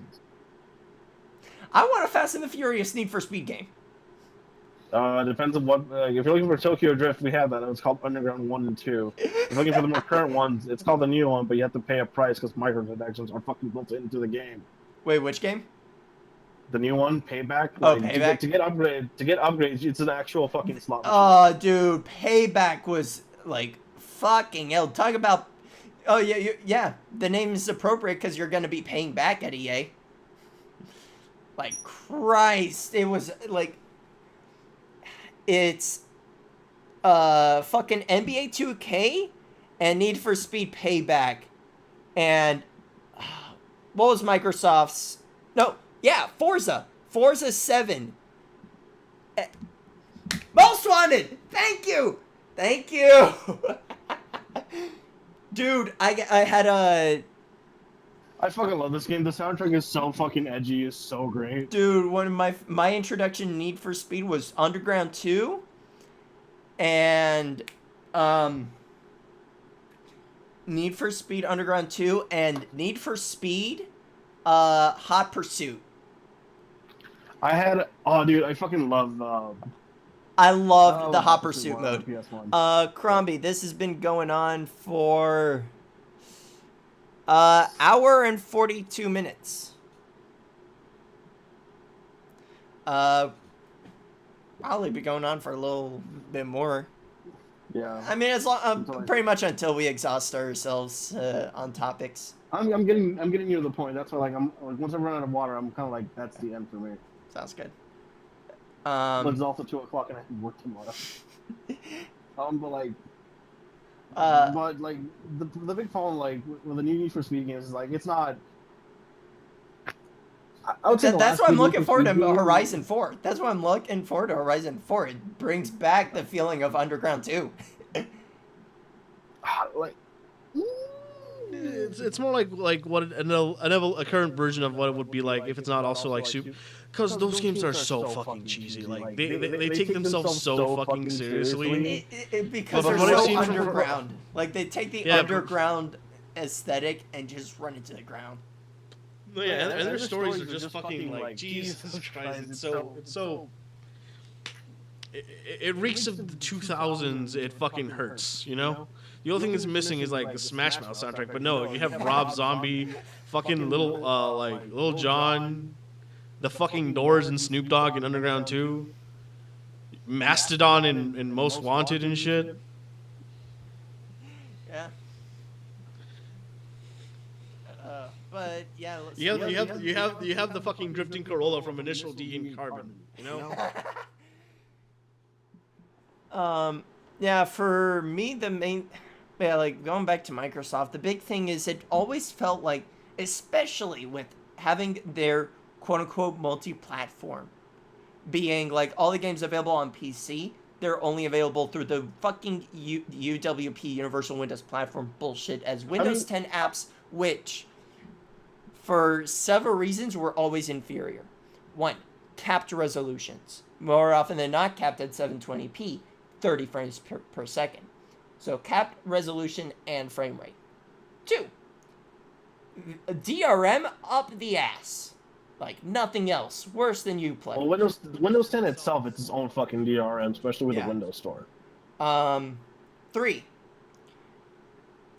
for anyone who works with PC, the filing system, because they're apps, not actual programs, the way to actually get to the root files were a pain in the ass. So customizing the game, because you need special like tools to get into their fucking.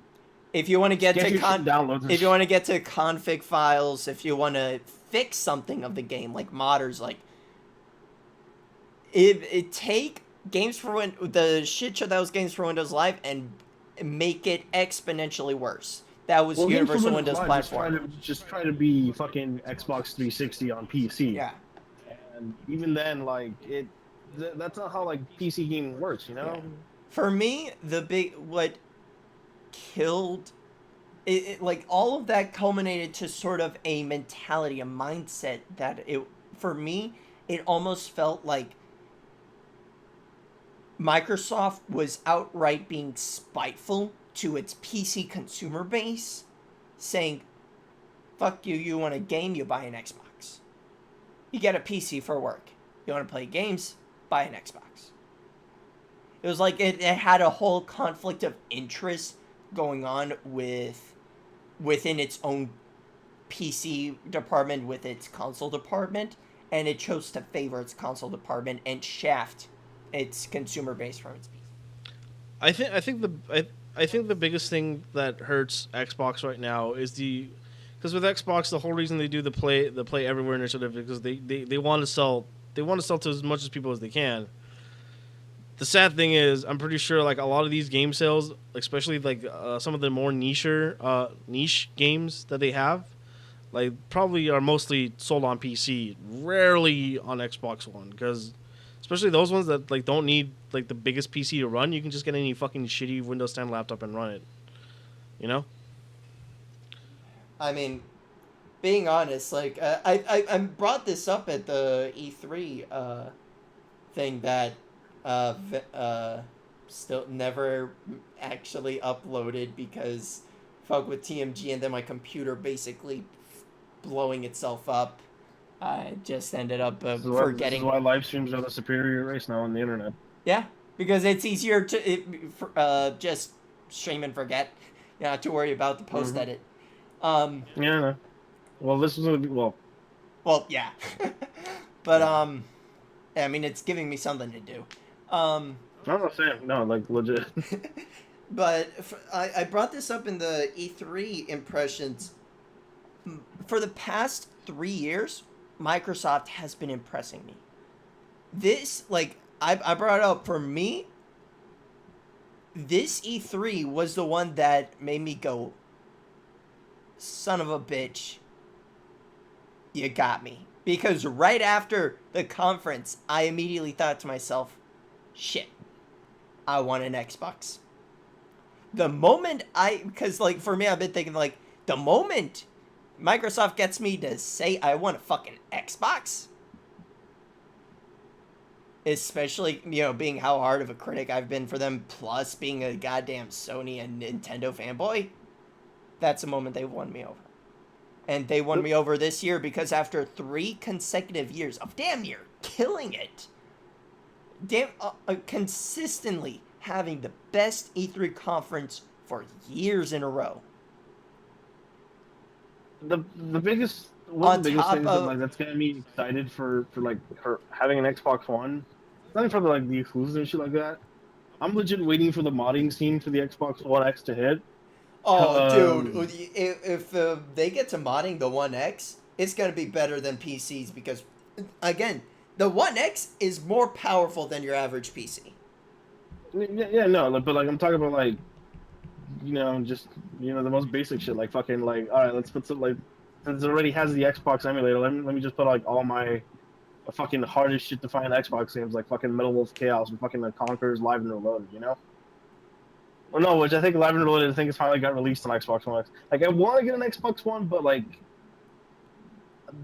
I have no incentive at the moment to like that I need one, other than like just to play a lot of games that are just like because I don't have a 360 anymore, but a lot of the arcade games that I had were on 360, and they work on Xbox One, so that's been my only incentive. Like, yeah, I should probably pick one up eventually, but the prices, even for a base Xbox One, I'm still paying over $150 for one of them. Where for base like Xbox One, not even like One S, Xbox One, probably get you maybe 200. About the still, one like, the One S goes for about the cost of the Pro right now at 300, yeah. and the X was a base price 500, but it'll probably go down eventually. Yeah, I know during the holiday season it usually starts going down. I might hit a pawn shop or two to see what their prices are, because I think like I can get an Xbox, like an original Xbox 360 for about $40 that still works and shit. Like, say when like I know like there was a pawn shop nearby that was selling PlayStation 3s for $30. Damn. Yeah, and I thought like, all right, I might just. Were they fat ass? They were second model fats, so like no backwards compatibility. Wait, even there was a model of fats that weren't backwards? Yeah, they weren't like super fats. They were just remodeled. They had 2 USB ports instead of the 4. I love my fat ass Gen 1. It's been holding it for a while now. I haven't used it in a long time, but I just need to upgrade my hard drive on mine. That's all I really need to do. Like my PS3 is fine. It just needs more hard drive space. The funny thing is, I completely been forgetting to check on how much I have on hard drive space, mostly because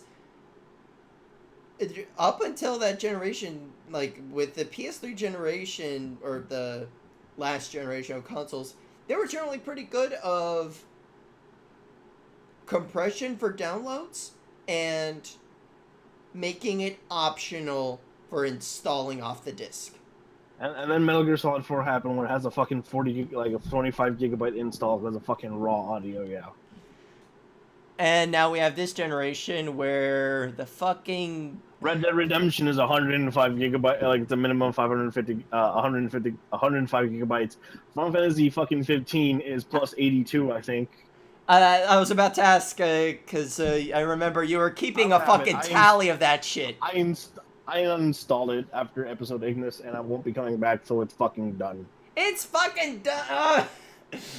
No, it's not. That's gonna be the. It is. Everything that was supposed to be in there from the beginning. Okay, you could say it has more to go. You can't say it's unfinished.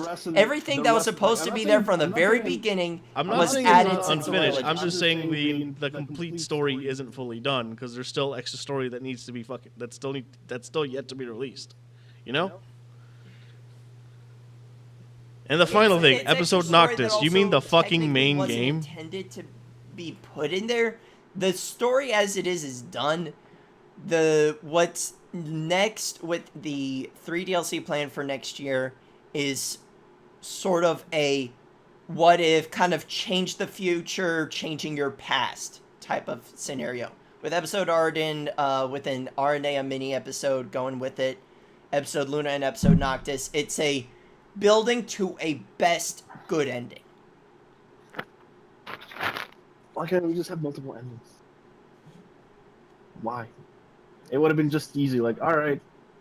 I mean, no. It's part of it. What's even better is that they fucking announced it's pretty much like, all right, we're gonna release an another expansion pack, like another fucking season pass. Yeah, one of the episodes come out next year. Just pay for it now. You know, I haven't even seen the second season pass available to be purchased. Yeah, it's called the Royal Edition. That's not a. That's... Yeah, the Royal because the Royal Update pack comes with the rest of the DLC stuff. Is it coming with Yeah, that's pretty much the second. Once you upgrade to Royal Edition, that is pretty much you got the second season pass. Okay. Because I thought there was going to be a second season pass on top of the Royal Edition. I was like, whew. Oh no! If they do that, you are not going to hear the end of it from fucking me. Oh, I know, dude.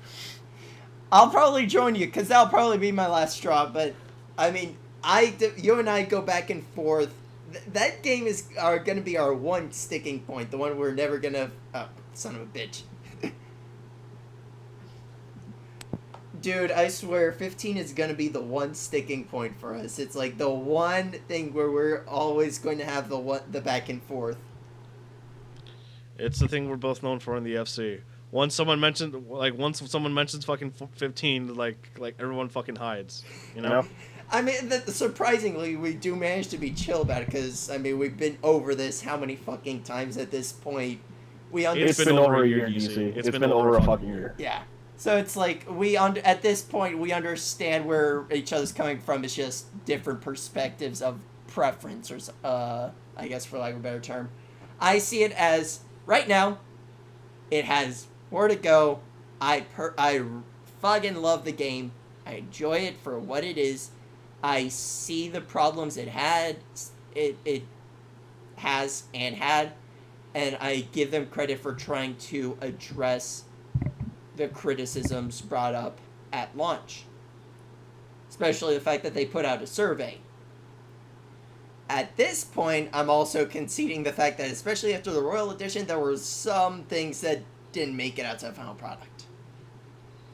Looking at the enhanced Chapter 14, that should have fucking been there from the beginning. and you pretty much saw me from early on. Once I got the season pass, how like, all right, some shit just wasn't adding up, you know. Again, for me, it was more the fact that I could see that even if they wanted to add this story stuff, it's not from Noxus's perspective. For me, I kind of liked what they were. Maybe I could be entirely wrong, and I'm seeing something that was completely unintentional. But I saw they were trying to forego the sort of dramatic irony effect of, this thing's happening in the background, but the main character doesn't. You're seeing everything through the main character's eyes without really and you never really switch everyone else's perspectives. So with each of the 3 episodes, they're taking place when you're nowhere near them. They're not. But they're also not super. Other than episode Ignis, they're not really super duper important because a lot of it's just like Prompto is less story. I guess let me rephrase that. Prompto is story, not plot, because it fleshes out. It fleshes out Aranea, it fleshes out Prompto, but it also provides backstory on Shiva. And it feels a bit more. It's also a bit more fillerish backstory for Prompto with this stuff. Like, all right, like we get more confirmation. Like, yeah, that was his dad. What did he do? He made bad monsters. Okay, what else? I don't know. I don't know. I like the execution.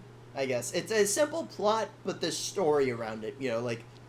It's a story versus plot. Like at least with Gladios, it's still fun to like go around Rumple because he's still fucking fun as shit to like play with. And like they just went apeshit with Ignis because he just becomes fucking Spider-Man. Oh, with the goddamn grappling hook. With the goblin grappling, he's like.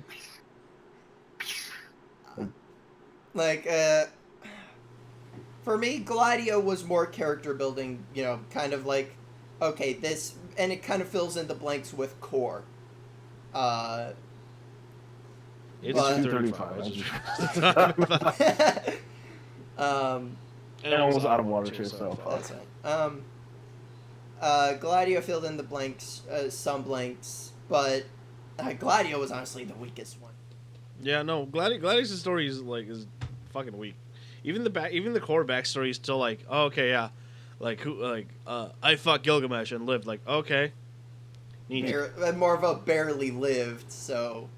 Yeah. I was like, what did Gladio do? He actually fought him and kicked his ass. Like, all right. At least he took off, at least Core managed to take his fucking arm off. Yeah. But no, it doesn't matter. He doesn't matter. He just throw it back. If you're a fucking boss fight. But with at least with Prompto and Iggy, they added enough to actually flesh out the characters to sort of give a bit of the character development that we've been missing. Mostly because, again, we were seeing all of the entire game through Nox's perspective. That character development basically took place off screen because Noctis was nowhere near it. Because Prompto was taken, and Iggy's whole thing happened when Noctis was busy with fucking Leviathan. Well, the whole thing, like, Prompto fell off the train, suddenly just ended up in fucking Antarctica, and then just suddenly transported back to fucking, what was it, Niflheim in this one? Yeah, to the, it wasn't Antarctica, remember, that was because that's near where, Shiva died, so everything basically turned into a frosty wasteland after. Yeah, fucking Niflheim is fine when we arrive there? Well, it's like a distance away. But, yeah, basically, like, Iggy's, Prompto's episode takes place in roughly the same location where he got thrown off. Then Arden grabs him right after, you finish his story, and then takes him to, Grallia. But it's like, while that's going on, Noctis, it would be a very awkward jump cut to go to there, and especially for, episode Iggy, all that's happening while you're fucking fighting Leviathan. It would Well, be and speaking of very jump cut- awkward to jump cut during a boss fight. I mean, speaking of jump cuts, there's the whole fucking like part where Noctis just goes into the crystal and then like 10 years later. Honestly, I get to give credits to Comrades. At least it fills in the blanks of what's going on during the World of Ruin.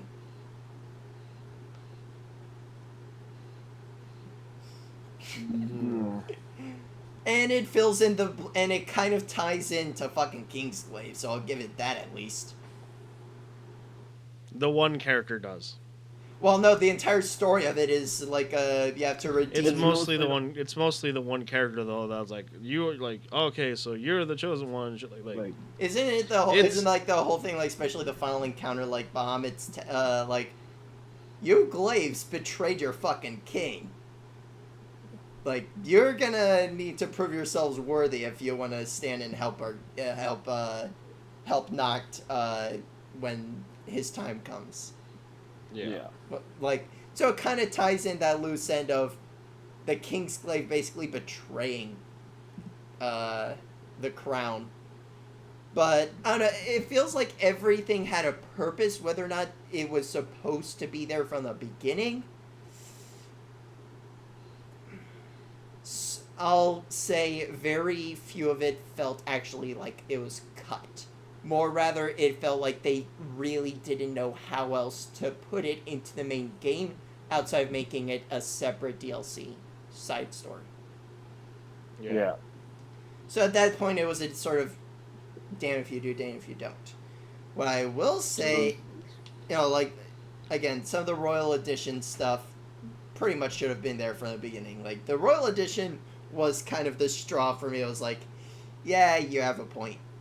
Especially chapter 14. Like, we went over this during the test 2 days ago, but the fight against the Kings of Yore, that shit should have been there from the beginning. No, yeah. And that is a lit ass fight too. Like it would have been awesome to have like that as a penultimate fight instead of fucking like Ifrit. Yeah, that would have been amazing.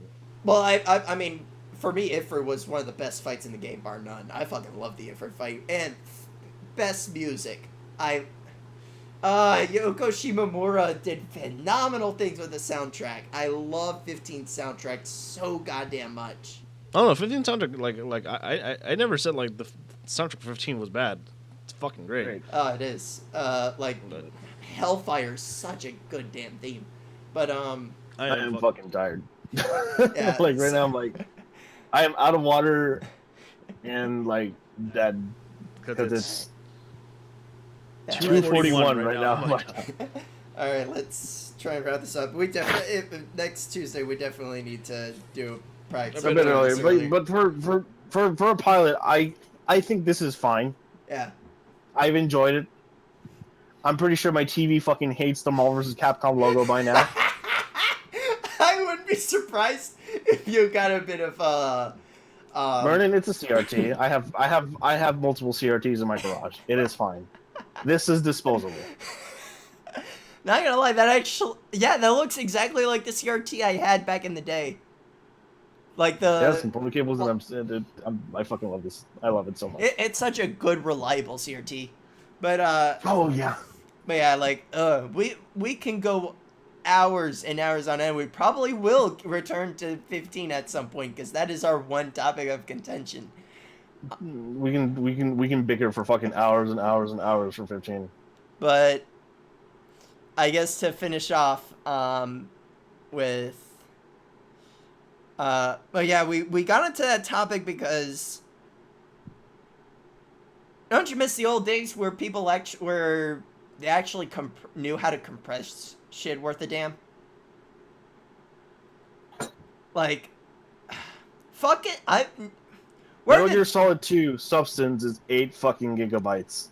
Fucking Breath of the Wild, about as big as Skyrim, about a third of the size.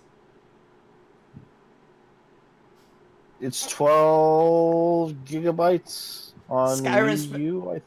The Skyrim Special Edition is around 30. Well, that's the Special Edition. If you're looking at the original one, it's Skyrim on PS3. It's not that big. Well, again, PS3 they actually compress shit. Well, also the PS3 version was And, Well, I'm talking. Well, I know it's like every we're in the era where compressed. no one compresses anymore, unless it's fucking Nintendo working their fucking magic, compressing games down to that level, to that size. Which is one of the reasons I never had an issue with the Switch. Like the Switch having internal 32 gigabytes, not really an issue because one, cards. Like you don't there's no mandatory installations. I don't care for the cards. I'd rather, if it's a portable system, I'd rather just have it physical, like all digital, like I do with my Vita. No, Like the only physical game I have on my Vita is just Persona 4. Everything else is just digital. Like, well, for me, my mindset just to have more memory. My mindset is if I'm going physical, there's no mandatory installations. So all that space is for updates, DLC, and downloads. And on the topic of downloads, Nintendo is the only company that actually knows how to compress it. And on top of that, they're fucking magic with their compression. But the whole thing with Switch is recent, with a lot of like bigger Switch games that they require a download. Yes, because so they're reaching even if you buy physical. Because again, they forgot how to compress, so they're reaching the capacity of the carts. But even then, like the whole thing, like Doom, the campaign is all on the cart. If you want the multiplayer, that's a download. LA Noire, you have what, the first. I mean, LA Noire is kind of understandable considering it was too big even for a goddamn dual layer disc. Well, it wasn't even a dual layer disc. It was only like the standard 25 gigabyte Blu-ray disc, if I recall. Well, that was the whole thing with the DLC for LA Noire was because they literally could not fit everything into the disc. Yeah, but even then, like it shouldn't even over 64 gigabytes. Yeah. Like, well, I mean, that's a problem. That's a problem you get with the flash storage. With the flash memory, you get better stability. You get instant reading, but less space. Whereas with the disc, no, even with flash memory, I think even flash memory now you can push it to like 128 gigabytes, no problem. Well, I'm more thinking like, especially if it's like flat, like solid states barely go up to a terabyte. Meanwhile, like HDDs, you can go up to like 32 fucking teras right now. Well, right now the whole thing with Nintendo is because of their proprietary fucking like carts. That's the big thing. Yeah. Also, it's already 46, and I'm getting like dead. Alright, but all right. I guess to finish the rant, like, word of advice, if you ever want to play Doom 2016, get it on PC. Because 150 gigabytes mandatory install on my PS4, no fucking thank you. You're complaining about Final Fantasy 15 taking up space. Fucking Doom damn near took up half my goddamn hard drive. And check what the hell's my big 14. 14 is the biggest thing I have on my PS4 right now. Yeah. Under that is probably a tie between Yakuza Kiwami, which is 20 something, and Zero, which is still like insane. Fucking Tekken 7 was like 50 gigs. 50 something, yeah. I know. My buddy Dolphin he hates that. Like, no, again, going back, like, no one compresses anymore unless you're fucking Nintendo. And so, let alone getting it digital. So, digital's taking up too much space. Go physical. Nope. Because mandatory installs, the entire disc is installed into your goddamn hard drive. So either way, digital or physical, you're still taking up the exact same amount of space. The whole physical thing is just like, it's just a pack, like, the whole thing is like, okay, you're just installing the package version with a fucking, like, DRM lock. That's all it is. It's still it's still... There are some games that do fucking, like, compress on PSN compared to that. Like, Guilty Gear is compressed on disc than it is on download. But for the most part, it's like slowly going away. It's like most games that you get, physical or digital, they take up exactly the same amount of space. Yeah. Because of the fact that the discs install themselves, so you're still wasting space. There's no point to getting physical anymore.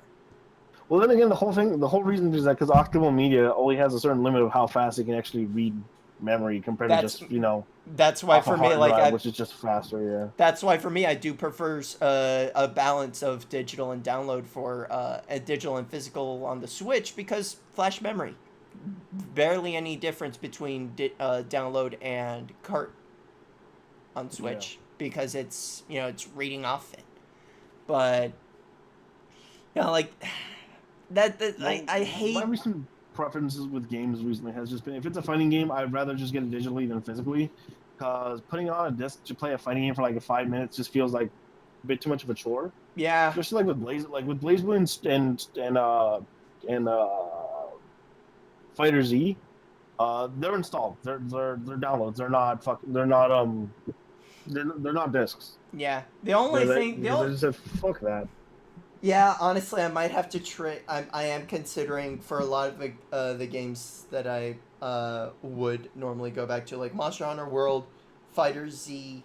I'm considering trading those in, like Splatoon 2, trading those in.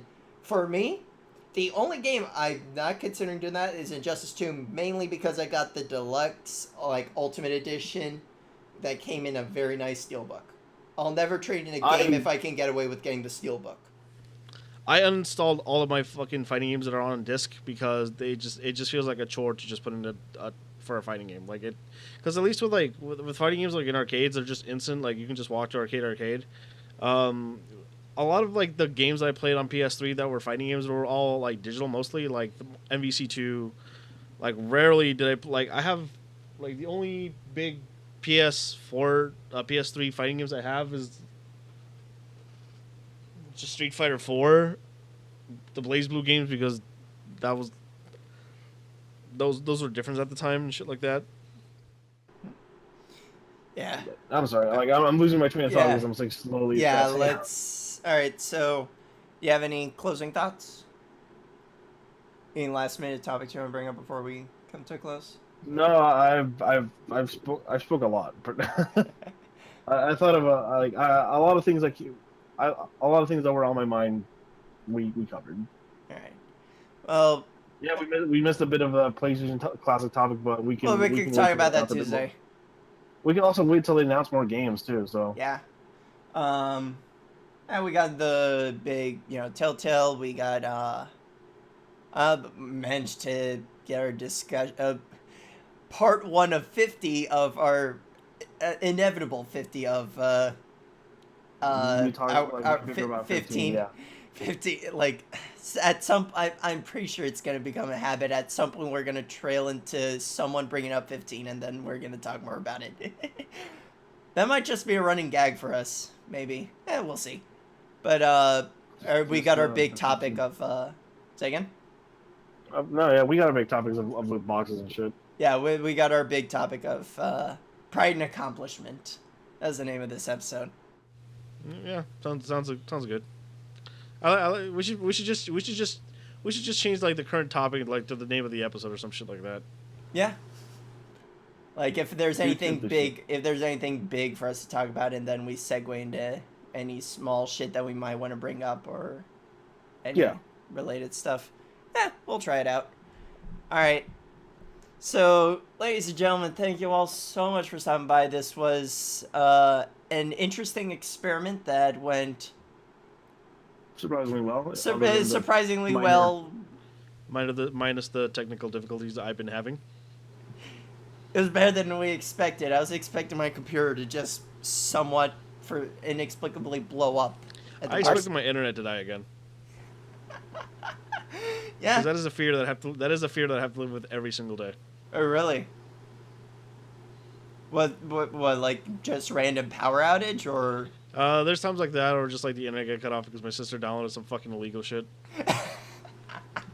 Mostly just her fucking music is like what'd you download? Like what you download? Like I downloaded the new hit song. And like, well, stop it. Yeah, Killer Kitty, we're it's 2 a.m. for me. It's just when we're wrapping up, but you can catch us. You can watch the VOD. You can either watch the VOD here, and this will later be uploaded to your channel, right? Yes. Yeah, this will be uploaded later to his channel. We're planning to have an audio version if you're interested. On my website, yeah. I'll probably have to update the panels to reflect that. You can go to my website at www.pornhub.com. Thank you. Yeah. If you're stopping by this channel, I mean, my channels are all under the same umbrella. DC Dungeon Master. You know, my Twitch is DC Dungeon Master. My YouTube is DC Dungeon Master. My goddamn website. Oh, no, wait, that's different. dungeoncrawl.wordpress.com. So I'll be getting the post upload with cleaner audio uploaded to YouTube by the end of the weekend. I'll probably try to push, like, if Tuesday is our regular stream day, then the re-uploads would go up like on Thursday, Friday. Yeah. So like the re-upload of this would probably go up Monday or Sunday or Monday. And the audio only would probably go up the same day. And if you're interested in the weird content that I create, you can always follow me at Fonzy's Revenge on Twitter, Fonzman on Twitch, or Fonzy's Revenge on YouTube. I stream with friends on Thursday nights, sometimes whenever we are available or whenever I decide to stream something. There's the occasional like random stream, but most of the time it's just YouTube videos that we just decide to upload. And the occasional my Twitter rambling of just me rambling on Twitter. Yeah, and there are links below his portrait, to his Twitter and his Twitch, not his YouTube, but there's a link to your YouTube, I believe, on your Twitter. Yeah. Okay, so you go to his Twitter, you'll find his YouTube. And you can, and we are wrapping up for now, but you can catch us again this Tuesday. Let's try sometime after 8 p.m. PST.